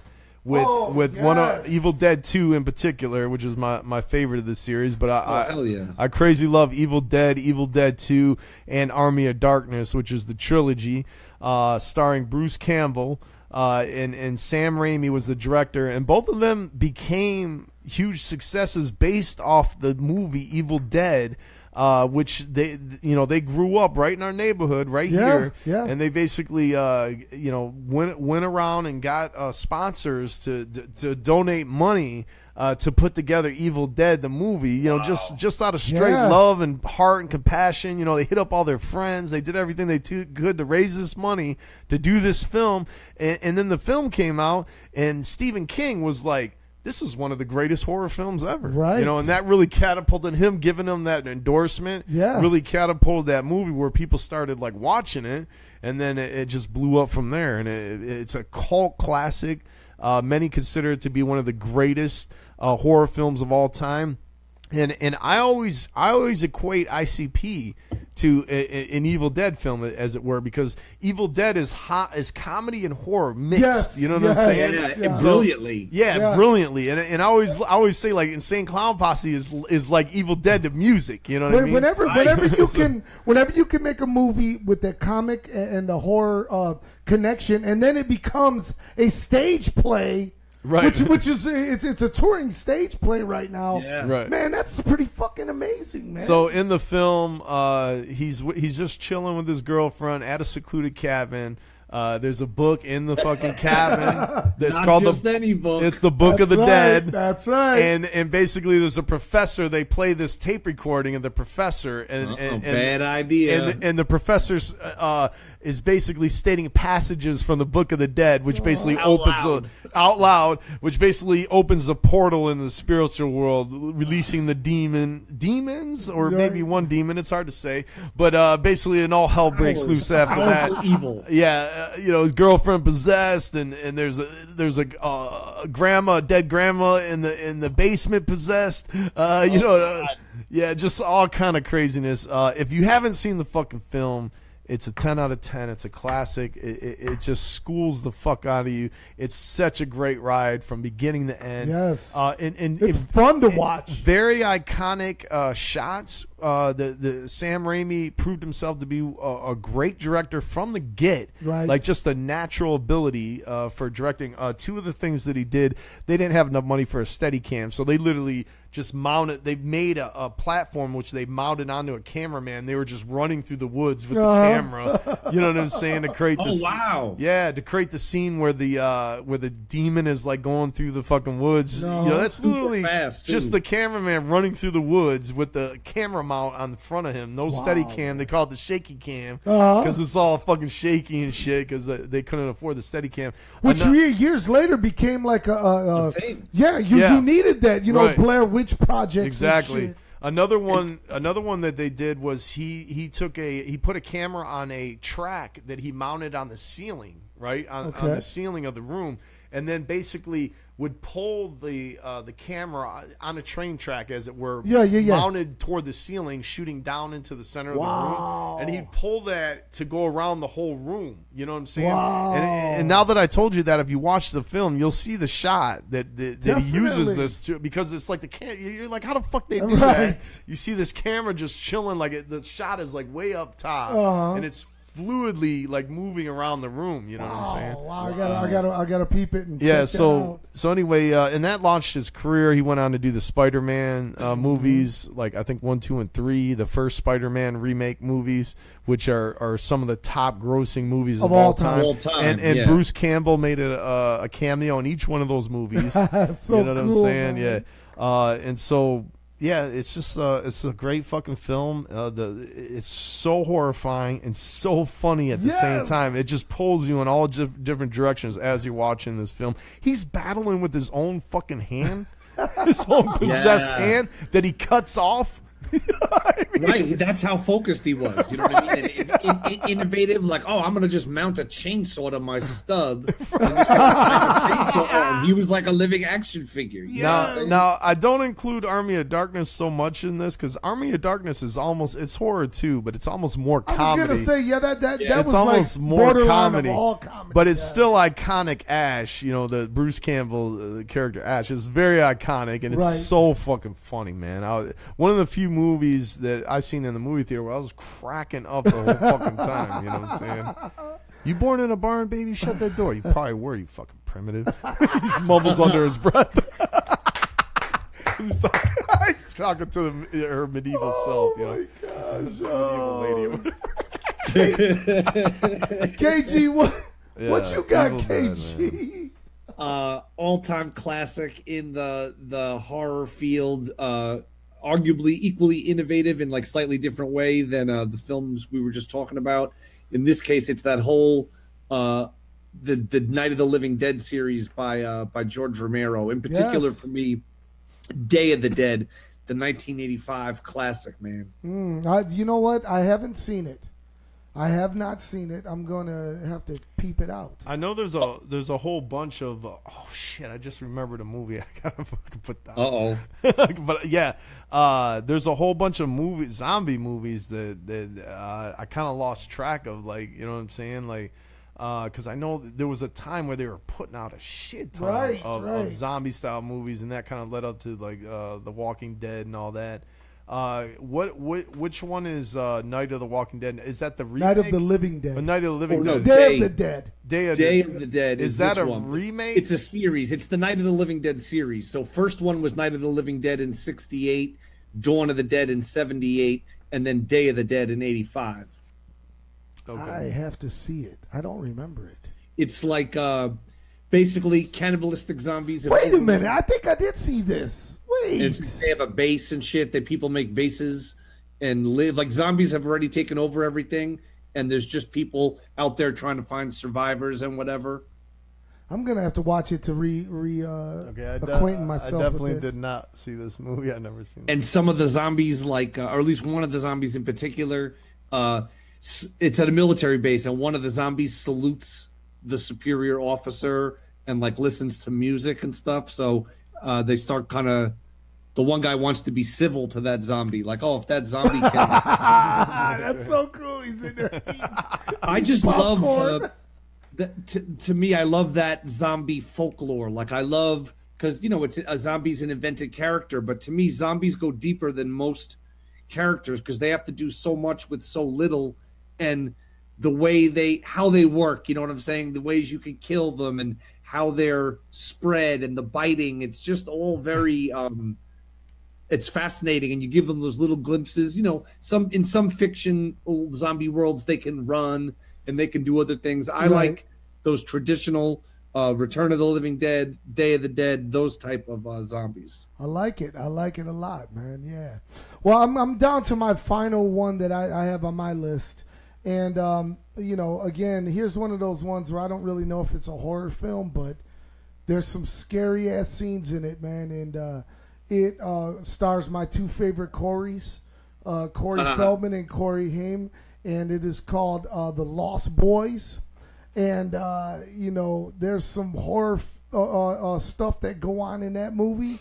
Man, those fucking flying vampires and shit, man. Oh, man. And they're there on the boardwalk, and like the one guy knows that they're vampires. He's like, what are you doing in my store? And all this. I love that shit, you know. Right, yeah. And again, I remember when that film came out, it was huge. Like, yes, it was like everybody was talking about it. Like everybody had to go see it. You know what I'm saying? Yes, and you know it's got that hot chick who was, you know, trying to get with the one guy, and she's a vampire, and he's not. And I love the, you know, Corey Feldman, man. You know, he's this militant guy who reads all the comic books of zombies, and how he has to destroy, you know. Like he's got all the knowledge. He's got the input. He's got the heads up on what's really going on. You know what I'm saying? Yeah, man, and and when the dog, it's crazy, man. I love that movie. That was all filmed right over by me in Santa Cruz, California. Is that true?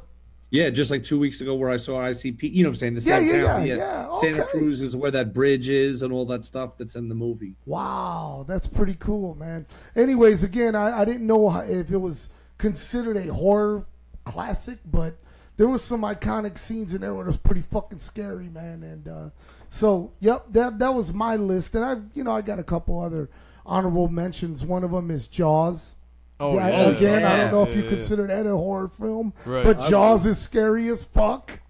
And the other one is Children of the Corn. Yeah, another scary flick. Yeah, now that's another Stephen King book, and the actual the book is actually way more horrifying than the actual movie. Yeah, and I just remember in the book he talks about, like, you know, because they're running out of gas or whatever, and they got to stop in that small town. Yes, yeah. They're lost, you know, and of course they kill off all their parents, you know, and it's just ran by the children. Like when you become 16 or whatever, you got to die too. You know what I'm saying? They send you out to the corn to be killed by whatever's there. There's like a monster in the cornfields, you know, that kills you or whatever. It's like a demon creature or whatever. Anyway, I remember when they in the book they park their car and they go into the church, and there's this giant mural of Jesus in the church, you know, and he's like sneering. Like they describe it, he's like evilly like sneering down. You know what I mean? And I remember like reading that and being horrified by that. Right. Oh shit. Like you're like, get out of that town. Right. You know, where they kill you. But yeah, no, that's another great film. And again, Stephen King, man, he schools it. Yeah. And like I said with Jaws, man, it wasn't like a monster, but it was fucking terrifying. One of the best movies ever made, man. Like Jaws is just the suspense is so thick in that, like you know what I'm saying, and it's just. And it's so many cool characters they got, like all of them are the shit, you know what I'm saying? And it's it's just one of the greatest films ever made. I love it, man. You know? You're gonna need a bigger boat. Right. And then just the iconic opening scene when that girl's getting nipped at. She's like going down, coming back up. She's all like in shock and shit. Just like nibbling at her legs and shit. And I love the one shot that they do with the sheriff, where they like zoom into his face. Man, that's to me is like my heart pounds when I see that scene. Yeah, man.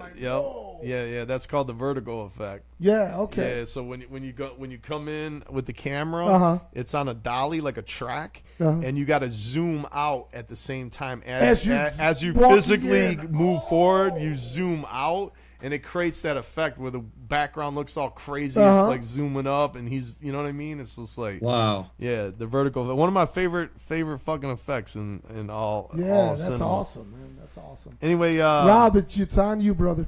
Okay, so this next movie, I'm telling you, it's a John Carpenter movie. It came out in 1987. It is such a fucking great film. I know what you're gonna say. I don't know if you know. It's such a great film. It's called Prince of Darkness. I do know that movie. Oh, get the fuck out of here, dude. Okay, all right. So check this out. In this film, it's about this priest who like. Okay, this priest dies at the very beginning of the film, and his whole life he was like he was the main priest of this church, and in the basement he's got this cylinder in the basement which basically contains this like incorporeal form of Satan, as it were, right? And he's got it trapped and locked away, but it's like he's the containment of it is like losing its integrity and like weird shit's going on. And now that this priest has died, he was basically keeping it contained. And this new priest steps in, and he doesn't know what the fuck's going on. So he goes to this college. He's got this friend, this college professor, and he asks to get a team together to come in here and run studies on this cylinder and see if they can figure out what's going on. So they all come to this church to spend the night, and basically this the cylinder, as it were, is like leaking out. Basically, Satan starts to possess certain people, like certain of the students and all that, and then all hell breaks loose. And Satan is trying to reach into this other dimension to pull forth what's known as the anti-God, which is like something that's worse than Satan. You know what I mean? And it's trying to pull him into this world. The whole time this is going on, you got the whole church is surrounded by zombies, like these zombie people. They're like homeless people. They got fucking ants crawling across their face and shit. Alice Cooper plays one of them, so they're not allowing any of them to leave. You know what I'm saying? Right. And also every time they sleep, they have this powerful dream, and you see like the front of the church, and you see this huge form emerging from the doors, and you hear this voice, and they find out it's a transmission from the future. And they're like, the year is 1999. This is not a dream. What you see is the future. If you don't stop this from happening, this is what's going to happen. They hear this voice, this transmission from the future. Right. It's fucking letting you know you're right. You better get your shit right. Right. You know what I mean? Like they're about the apocalypse is coming. You know what I'm saying? And it's happening right here in this church, you know? And I'm telling you, this fucking film is so great on so many levels. It's fucking horrifying. Now again, I seen this movie when it first came out. It fucking scared the shit out of me. and I love the dream, you know what I mean? The transmission from the future. I'm like, this is so fucking dope, you know? Because it's this horror element, Satan, and all this shit, possession. But then there's like these future ninjas that are sending the transmission back. You gotta save the world before all hell breaks loose. You know, it's just so awesome, man. But I highly, highly recommend the film. It's got one of the best endings I consider of all. It's so sad, but it's really fucking solid ending. I don't want to give it away. And it's a great fucking film. And again, a John Carpenter fucking and a lot of people, like, they slept on this film, so not a lot of people know about it. But it's a cult classic now, right? And some people are saying it's one of the greatest. Consider it, yeah. They can now consider it. Like at the time, it didn't get much love when it came out, but they now consider it to be one of the best horror films ever made. Absolutely, and it's called Prince of Darkness.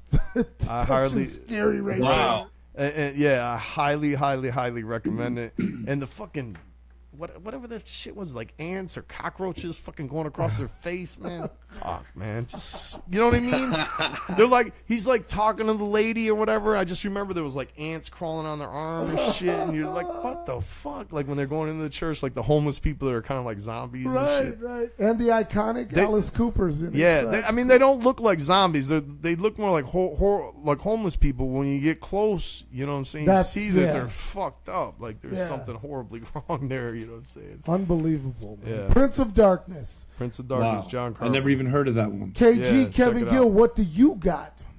I got a movie that's a modern, to me it's a horror movie. It has elements of other shit in it, and it was the bomb because it was so different than everything else out there. I'm talking about the movie Zombieland, starring Woody Harrelson and Emma Stone. Hell yeah! I don't know if that's a horror film.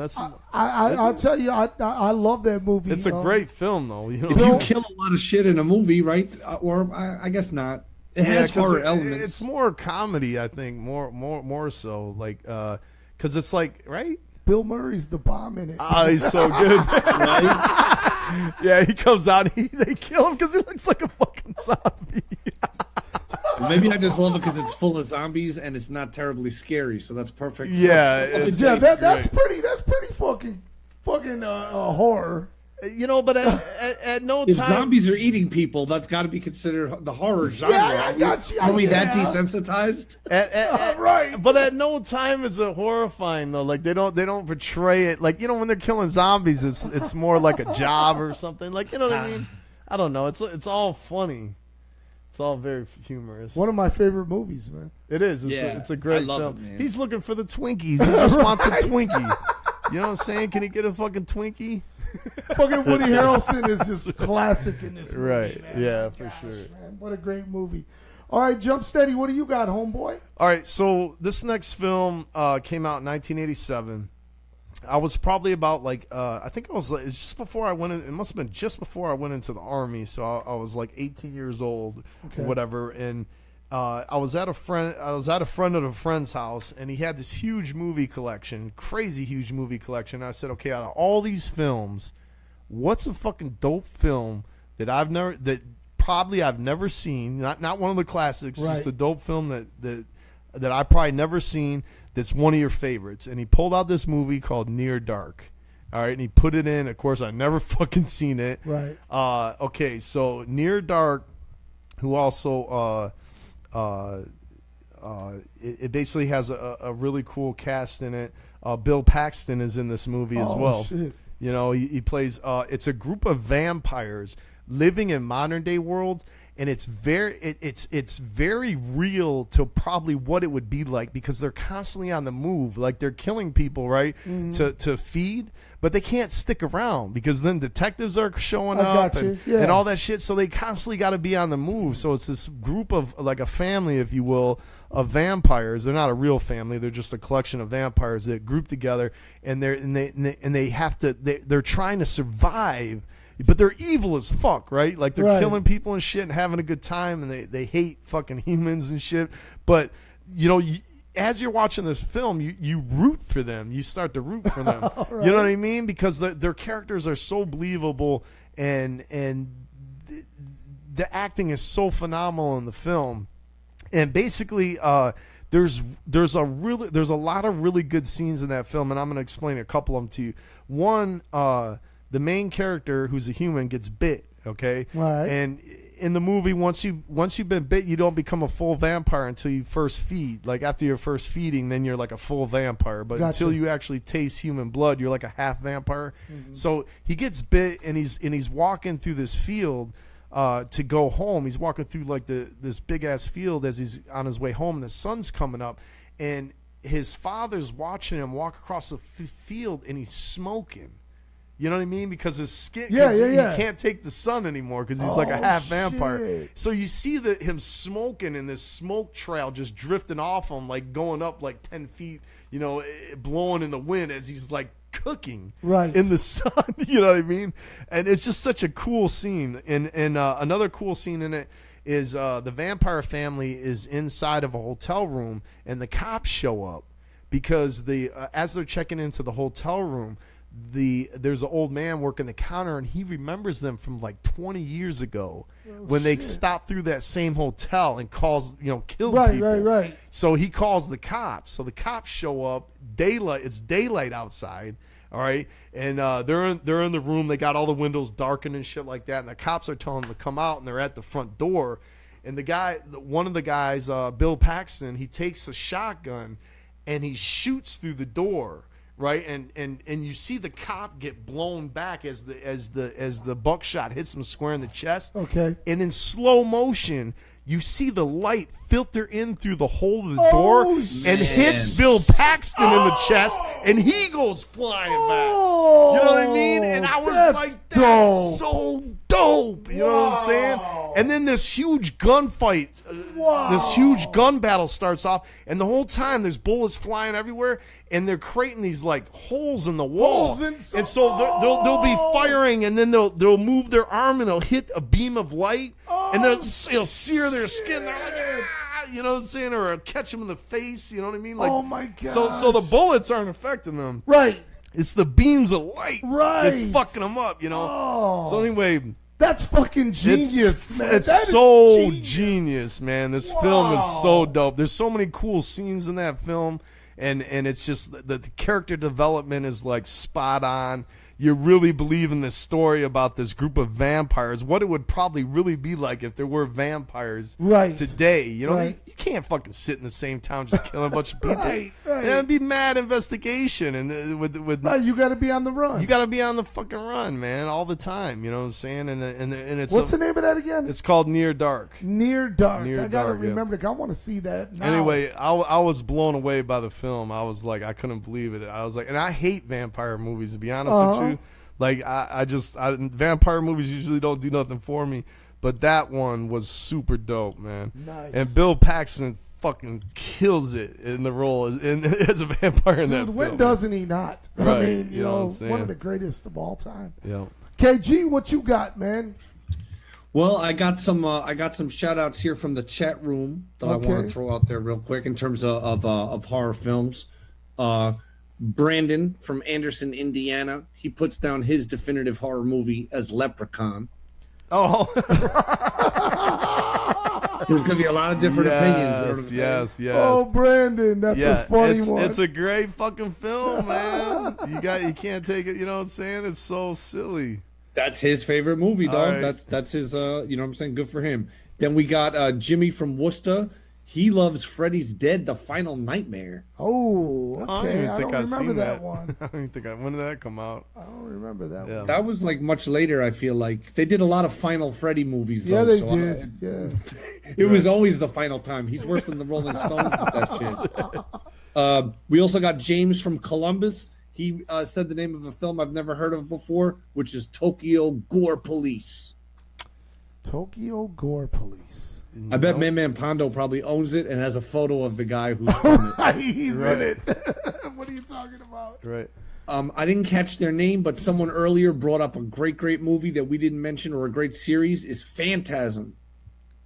Never seen it. I haven't You never seen Phantasm? Pondo has the tattoo of the Phantasm guy, the guy with the ball. Yeah. Oh, yeah. No, I know what that is. Yeah, the ball with the little the knife comes out. It's got a bunch of it's got a bunch of different apparatuses that come out, and the ball like hovers around and shit, and then it fucking sticks in your head. Oh man. Yeah. I've never seen that. See that? It's And, really and the good. guy, doesn't the guy have a spiky head? He's like a Isn't that Oh, where that's the Hellraiser. That's how. Isn't that what it is? Hellraiser is his own. Oh, okay. Hellraiser, I don't know if he came from that though, because I feel like maybe there is a spiky head guy, but it's definitely a silver ball that flies around and a knife comes out of it. And I it does all vaguely kinds of remember shit. that from a long. That's from way back. That's from our. You know what I'm saying? Yeah, there's a creepy guy that controls it. It's pretty fresh. And then we got Stephanie from Detroit. Pumpkinhead is what she's saying is her favorite horror movie. I've never seen that one either. So shout out to Pumpkinhead. And lastly on this run, I got Levi representing the 605, and he came in with the sci-fi horror classic, The Thing.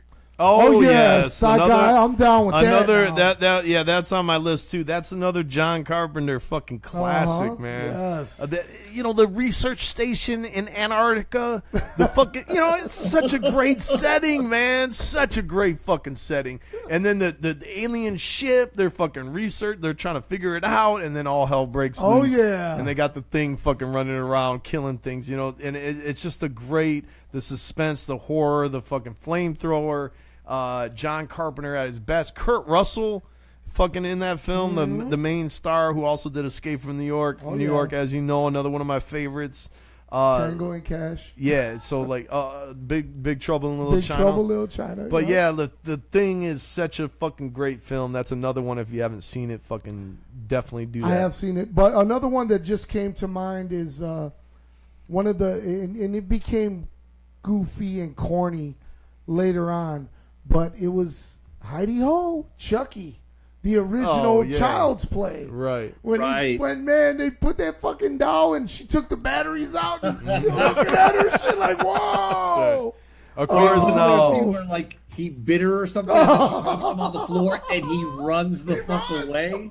Now that they got their cookies from Twilight Zone. Yes, the they original did. Rod You are Serling right. Twilight Zone Talking Tina. Talking Tina, yes. And that's a fucking horrifying episode Oh of the gosh, Twilight Zone man. from back in the 60s. Wow. So you know what I'm saying? Yes. Anyway. That fucking episode still scares me Yeah, today. fuck yeah, man. He's trying to cut the doll in pieces. He's got the fucking the saw, and it's like sparking, and it's not cutting it at all. My name's Talking Tina, and I'm going to kill you. You know what I'm saying? Madness, man.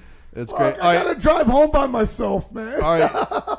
I want to bring up a show. Now this is going to be off in left field, and it's a show. It's not a movie, but I want to present it here. Yes, I'm doing it. I'm going off the beaten path.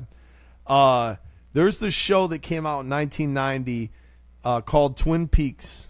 Okay, and it's so popular that it has its own convention that they do once a year. It's so popular that they revamped it. It's out now. I know on the third season. Yeah, on fucking right. Showtime. Yep, they got the Sounds like Rob's got it on his DVR. Yes, they got the third season out now, and it's literally a third season. It's not a remake. They brought back the same cast 25 years later to do the third season. It's huge news if you're a fucking Twin Peaks fan. Anyway, in a nutshell, and I'm not going to get into super detail on this, a fucking great fucking series. And basically what it is, the best way to describe it, it starts off with this girl's dead on the beach. You know what I mean? And I think her name is Laurel Palmer, and everybody's trying to figure out how she died because she was the perfect girl, you know what I'm saying? Really nice and everything. Who killed her, you know, and there's this big mystery around it. So that's how the start of the show, how it begins.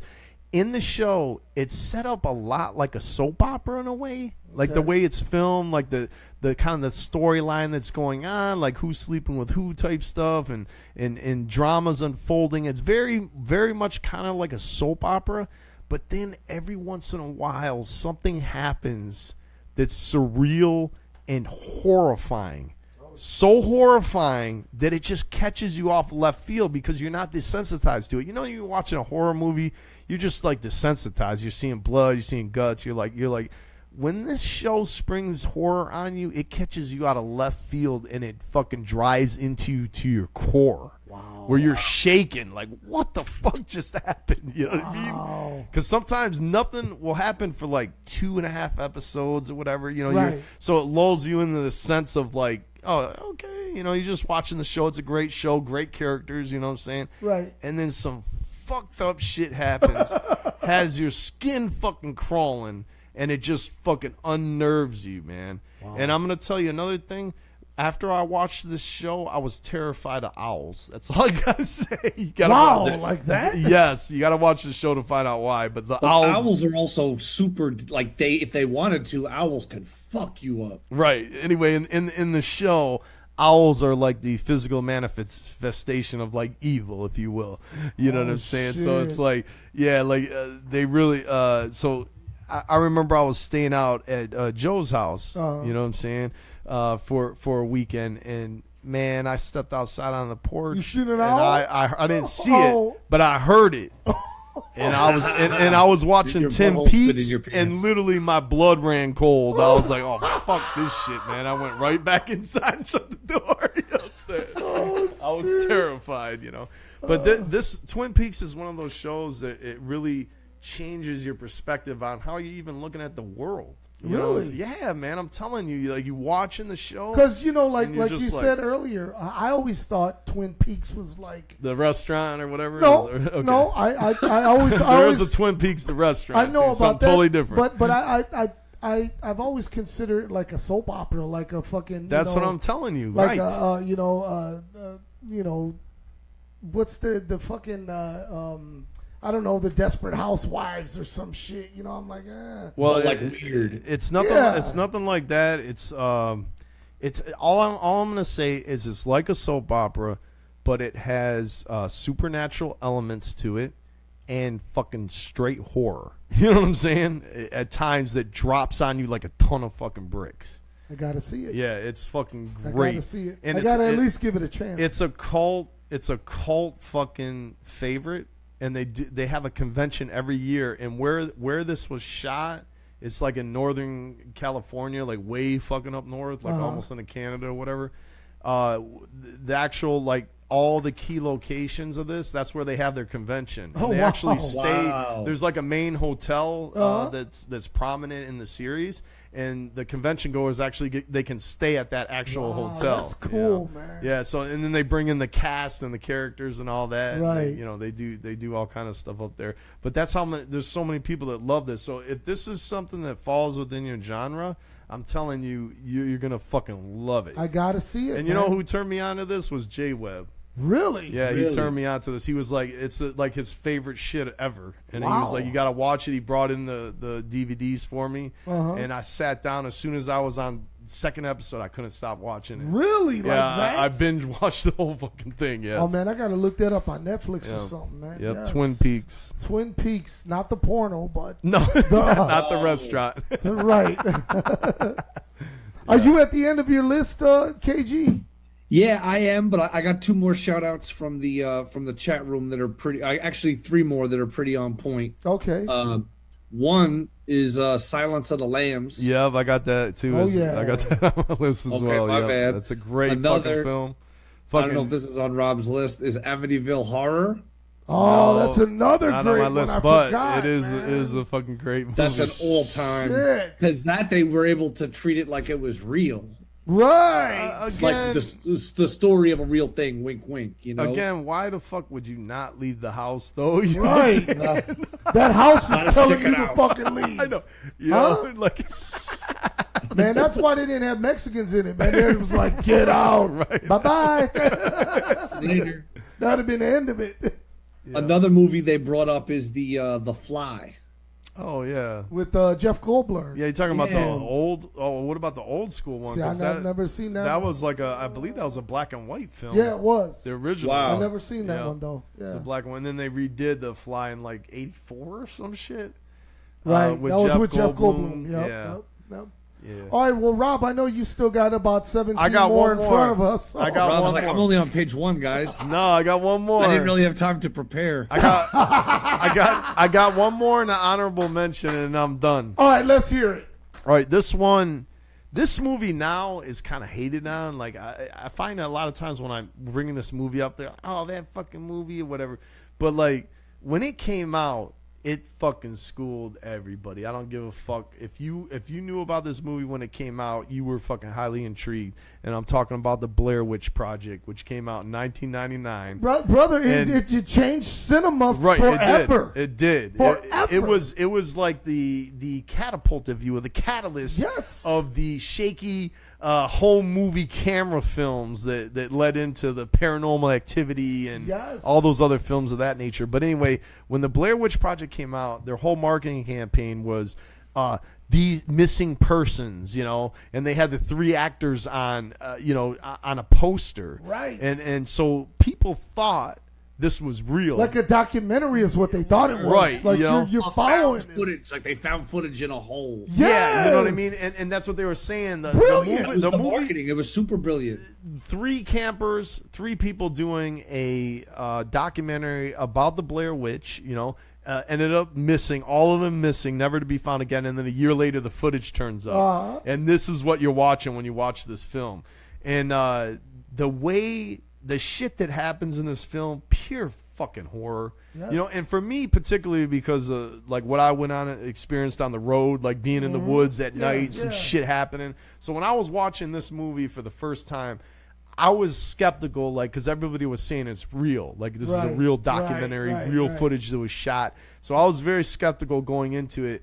And when I was watching this film, I was like halfway believing that it was real. And the only thing that made me realize it wasn't real was when they were following a compass to find their way out because they were lost in the woods. Right. And they ended up in the same spot. Right. And I was like, oh, this is definitely a film. Like I knew that it was definitely a film because all horror movies do that. Like you can't get out. It's always there's no you're going back, you know. So but anyway, but when they were in the fucking, it's at night and you hear like that baby crying or whatever, and you hear their friend calling out to them from the darkness of the woods, and then there was a baby crying at one point. It's just fucking horrifying. You know what I'm saying? It's like, what is happening? You know, and even the end when they come down there and the guy's in the corner.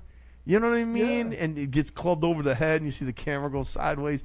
Like it's just terrifying. See, the only problem for me with Blair Witch Project is that I could never watch it again. That's the thing. You can't. Yes. And once you know it's fake, it loses something there too. Yes. But when I watched this film for the first time, you know, with wondering if it's real or not, I got your back. Horrifying. Horrifying. The fucking shit hanging in the trees, like the weird occult symbols hanging in the trees and shit. Like, come on, man. That shit was fucking great, man. Iconic film. And and they spent $60,000 making it, and it grossed $250 million. Wow. See, boys and girls? Those guys are paid. See? Boys and girls, go ahead and get your mom and dad's camera and get out there. Because never know. Because they came up with something that was totally unique. It was totally unique, totally different. Nobody has seen that shit, at least not on any big scale. Nope. You know what I mean? And it schooled the fuck out of people, you know? And their marketing campaign was genius. Brilliant. You know what I'm saying? Like, you know, everybody talking. These people are missing. Think about it. You know? Besides obviously the whole hype and the horror, but how they boiled the whole thing down to a symbol. Yes. The symbol, the iconic symbol. Unbelievable. You know, and I'm not going to get into the whole story, but shortly after this film came out, I actually played Blair Witch with my daughter and my family and stuff out in the woods. We were camping, and I actually made the symbols and hung them from the trees and all that. And I remember after we were done, everybody was completely horrified. It was great. They had to follow this trail, and we had shit set up all along the trail. You know what I'm saying? It was at night and all that. But the news came out. The news actually came out and took pictures of the shit that we had hung up because we left it there hanging from the trees. So they came out and did a story on it about how people are fucking around, like trying to freak people out, I guess. But anyway, another honorable mention, The Wicker Man. I don't know if you guys ever seen that. Horror. I never have. Horror. People have mentioned it in the chat room. Horrifying. All right, it's about basically it's about an island of witches, you know. Okay. And they're like crazy, like their whole beliefs and stuff. I don't know if it's the Wiccan beliefs. I don't think it really. I'm not sure how strong it follows it. Yeah. But you know, like it's so vastly different from everything that this British officer lands on the island. He's investigating this murder, and he's on the island trying to investigate it. And the stuff he sees is just so bizarre, and you know what he considers evil.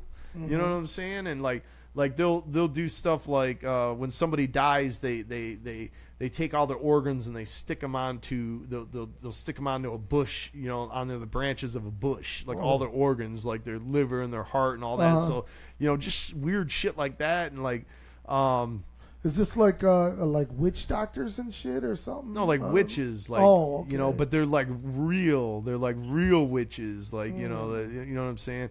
And so he's investigating this murder, and then, like, he comes into the school. I remember he comes into the school and there's all these kids, and they're like teaching them about sex or something, and they're little kids, like weird shit like that all through the movie that just fucks with you. You know what I'm saying?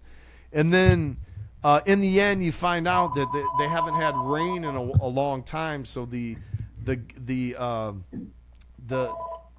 that telling us? Is that the bumper music? Right. Anyway, come on, keep it moving, kid. They haven't had rain in a really long time, to appease the right deities or gods or whatever. They have to sacrifice somebody, you know, which ends up being him. Like he comes in this giant wicker man. There's this huge wicker man chilling. It's like 30 feet tall, and it's all made out of wood. And he's up in it, and then they set it on fire. You know what I'm saying? Yeah, I won't be seeing that. No, it's all I can say about it is Twin Peaks, yes. Right. Wicker Man, nah. All I can say about Wicker Man is it disturbed me on a level not as bad, but similar to The Exorcist. Like it really disturbed me watching it. Wow. Yeah. And I was not like watching. I was like the same way. And there's a remake of it too. If you ever end up watching it, I suggest the old school version of the film, which is completely horrifying. Yes. No. Thank you. Twin Peaks, yes. And last but not least, one more film. I thought last but not least was last but not least. No, this is it, and then I'm done.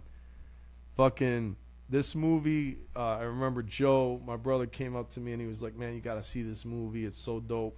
And I was like, "What's it called?" He was like, 28 Days Later, and I was like, "What is it?" He's like, "No, don't fucking. I'm not gonna tell you shit about the film. Just watch it. I'm not gonna tell you nothing." So 28 Days Later, which is shot in London. Okay. And basically this guy, he's in a coma, and he wakes up 28 days later, and the whole hospital is just nobody's there. It's all destroyed. He goes out in the street. There's no traffic. There's complete trash everywhere. Everything's destroyed. Cars crash. So it's basically, in a sense, it's like a zombie apocalypse movie, yeah, I was going to say it, yeah. But they're not technically zombies. They're infected with rage, okay? And they run. And that's the other thing, because now before this movie came out, now it's like whatever, but before this movie came out, I don't think there was a zombie movie where they were running. No, they always shambled. Yeah, they always shamble. In this movie, they're fucking sprinting at you. You know what I'm saying? To another place. Right, and it's terrifying, and they just want to kill you. They just want to rip you apart, you know what I'm saying? Because they're infected with rage. Wow. And so it's a survival. It's brilliant. It's a brilliant movie, the way it's shot, the acting. The story is amazing. The whole time you're watching it, you're just like, how would I survive if I was in this situation? Like, what would I do to survive? And you're seeing these people, there are different tactics to try to survive. You know what I'm saying?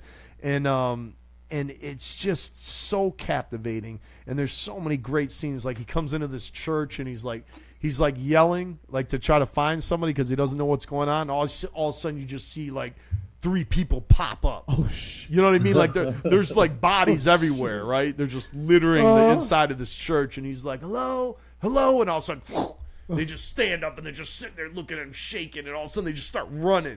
And he's like watching them, and then he hears them coming up the stairs, like running, like full on. You know what I'm saying? Fucking great film, man. They did another film called 28 Weeks Later. That's okay, but 28 Days Later. One of the greatest horror films of all time. Yeah. And he becomes the monster. Wow. You know, you'll see what I'm talking about. Yeah. Like, you got to watch this film. I want to see it now. Yeah, you got to watch it. And it's not, you know, it's a lot of gore and all that, but it's like, it's so solid, like of a movie. I got you. Yeah. Yeah. I highly recommend. What an awesome show we've had tonight, man. Yeah. I mean, we've been down the road of zombies and monsters and ghouls and goblins and all that good stuff. But hey, check this out. You know, it is the Halloween, Hallowicked season. And with that being said, man, we urge you to get your tickets for Hallowicked. That's coming up. And, of course, so many other things are coming up here at Psychopathic. And I'm talking about, of course, the Great Malenko Tour that is out right now.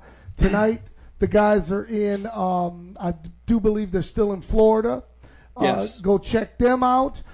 You can check out the Great Malenko Tour in Brooklyn. All fresh. I love that. Right. They're playing Brooklyn. Yeah. Also, Misery and the Spanish Side are going to be performing at that show. Yeah. Really? Oh, Yes, man. just at that show. And you get KG, Kevin Gill in the house. Right, so that's extra special at this point. Yes, man. What a dope show, man. Make sure you check that out. KG's going to be in New York Saturday for Big Time Wrestling. Where's that going to be, brother? Farmingdale, Long Island, and that features the Steiner Brothers versus the Nasty Boys. Also, Hurricane Shane Helms, Tommy Dreamer, and many more. It's going to be a great time, man. And Earl Cooter from JCW at the Gathering, he's going to be in effect as well. And what is there something else? Twitch? Yeah, dude, there's something really big going on tomorrow, Friday, 5 p.m. Eastern, 8 Pacific, or vice versa, sorry, 5 p.m. West Coast, 8 p.m. Pacific. It's going down at TwitchCon. There's two events. It's Glitch Slam, and Glitch Slam is like a short rounds video game tournament, like single round video game tournament with 6 players that's going to be hosted by me, KG, live at TwitchCon. Yeah. Free to the world on twitch.tv and the Twitch app on PlayStation and Xbox and iPhone and all that. And then immediately following that, I will be joining the commentary team for Kaiju Big Battle. Yes. And we will then lay down an entire show of fresh to death Kaiju Big Battle, Rob's favorite, at TwitchCon, man. So that's going to be dope. Shout out to Carnage. Shout out to everyone at Twitch for giving me this incredible opportunity to go down to Long Beach and party with everybody like this for wrestling, man. So that's in Long Beach. That's going down tomorrow. Make sure you get your tickets for that. KG, any final words while we're at it? Just one love to everybody, man. Check out my podcast if you want something cool to listen to while you're on the road. I just finished an interview that's up now with Gangrel, and we're dropping one tomorrow with the singer from Killswitch Engage on the metal side of things. So we got all kinds of cool shit going on. I invite you to check it out. DignifiedBastard.com is where you can support the KG show. So check out some merch and all that gimmickry. Any final words for you, Rob Bruce? I just want to say we mentioned some great films tonight. Treat yourself. Yes. You know what I'm saying? If you haven't seen one of these films we mentioned, I think now's the time. It's Halloween is upon us very soon.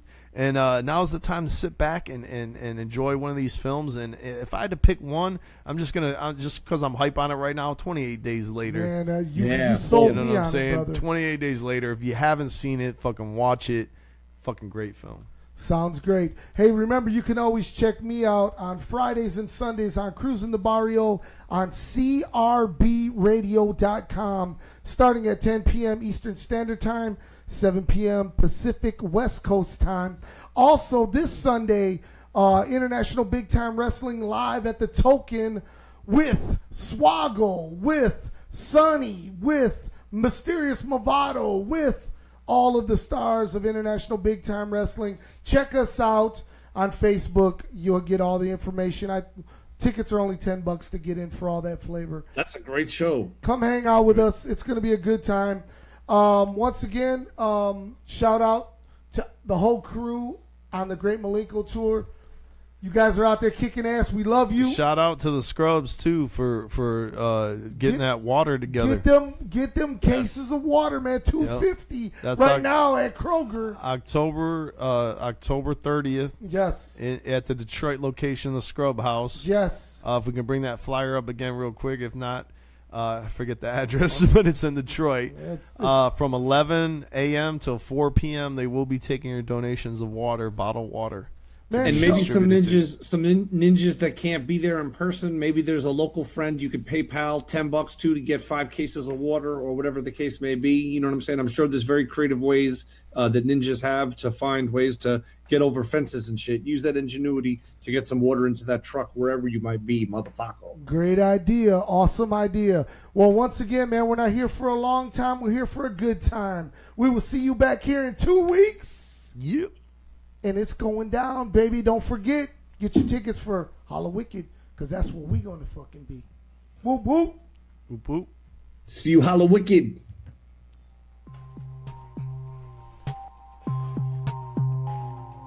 Don't nobody love me, I'm from 7 in my Ellie. Niggas from Detroit wear Adidas and Pelly. Say I remind them of the one with thug life on his belly. The new Tupac, outlaw Machiavelli. I'm in the brand new EP9, see me shine. A rapper you know be like that, see shine. Way past my prime, but ain't no age on grind.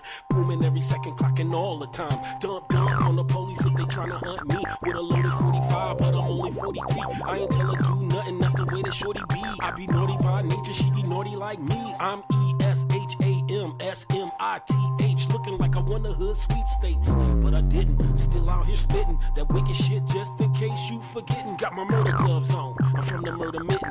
One to your dome, tell the world good riddance. It was written in the scriptures, I was spitting sacrilegious. Now I'm in this world of witness these rituals of wickedness. One time for the ones who be locked down in these streets, man, we can't put the Glock down. Fuck them police, cause they can get shot down. No lives matter, even you can catch a hot round. I support the underground, it's not just a hashtag. I put you 6 feet underground in the trash bag. Fuck you and your money, don't need your cash. I'm from Detroit, Beirut, Baghdad. Has grown cold, as if someone else controls your very soul. Target in sight, keep my focus. Load another clip, bust the 4/5. Spraying all these dirty cockroaches. Saying good night and buenas noches. Who's the black sheep? Where's the black sheep? Running crack on the back street like an athlete. No need to insult your fam, I'm ultra, man. I don't eat chicken, I eat vultures, man. And I spray all cockroaches, and my flow's ferocious. Cautious when you approach us.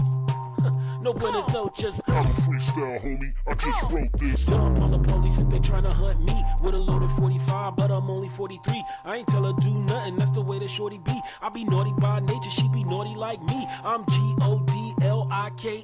Never said I was the best and never wanted to be. Niggas still fight each other, not the real enemy. The same ones killed JF Kennedy. Why everybody caught up in the hypocrisy? You're all still part of the whole conspiracy. So if everything based off of this theory, you'll be swimming with J. Edgar Hoover in Lake Erie. Dump on the police if they tryna hunt me with a loaded 45, but I'm only 43. I ain't tell her do nothing, that's the way that shorty be. I be naughty by nature, she be naughty like me. Why the cops wanna profile? I got no smile when I'm pulling over for, bitch, I'm about to go wild. He turned his lights on, at least I got my Nikes on. It's midnight and I'm running for my life home. That might have been an ordinary traffic stop for you, but I'm a nigga, gotta do what I gotta do. Niggas getting hunted, black man wanted, dead or alive. Man, I survived. The east side of Detroit couldn't take me, so I could never let the police break me. Free thinking from your mental slavery. Somebody pray to God to save me. That's why we're here, to check it out. Okay, there's no fugitive. Okay, we're all neighbors here. We need to knock on everybody's door. Okay, not if they said they came here. Okay, no, they didn't come here. Okay, why would she say he came here? I don't know. He didn't come here. I don't know why. Okay, so We're all neighbors. walk away? He walked away. To the back. Straight to the back. I don't know what's going on in the back. There's another subject. Okay. Listen on. Listen on. I just told you what I seen. Can we That's check it. your house? Get a warrant. Would you allow us to check your house? Get a warrant. Thank you. Thank you. Close the door.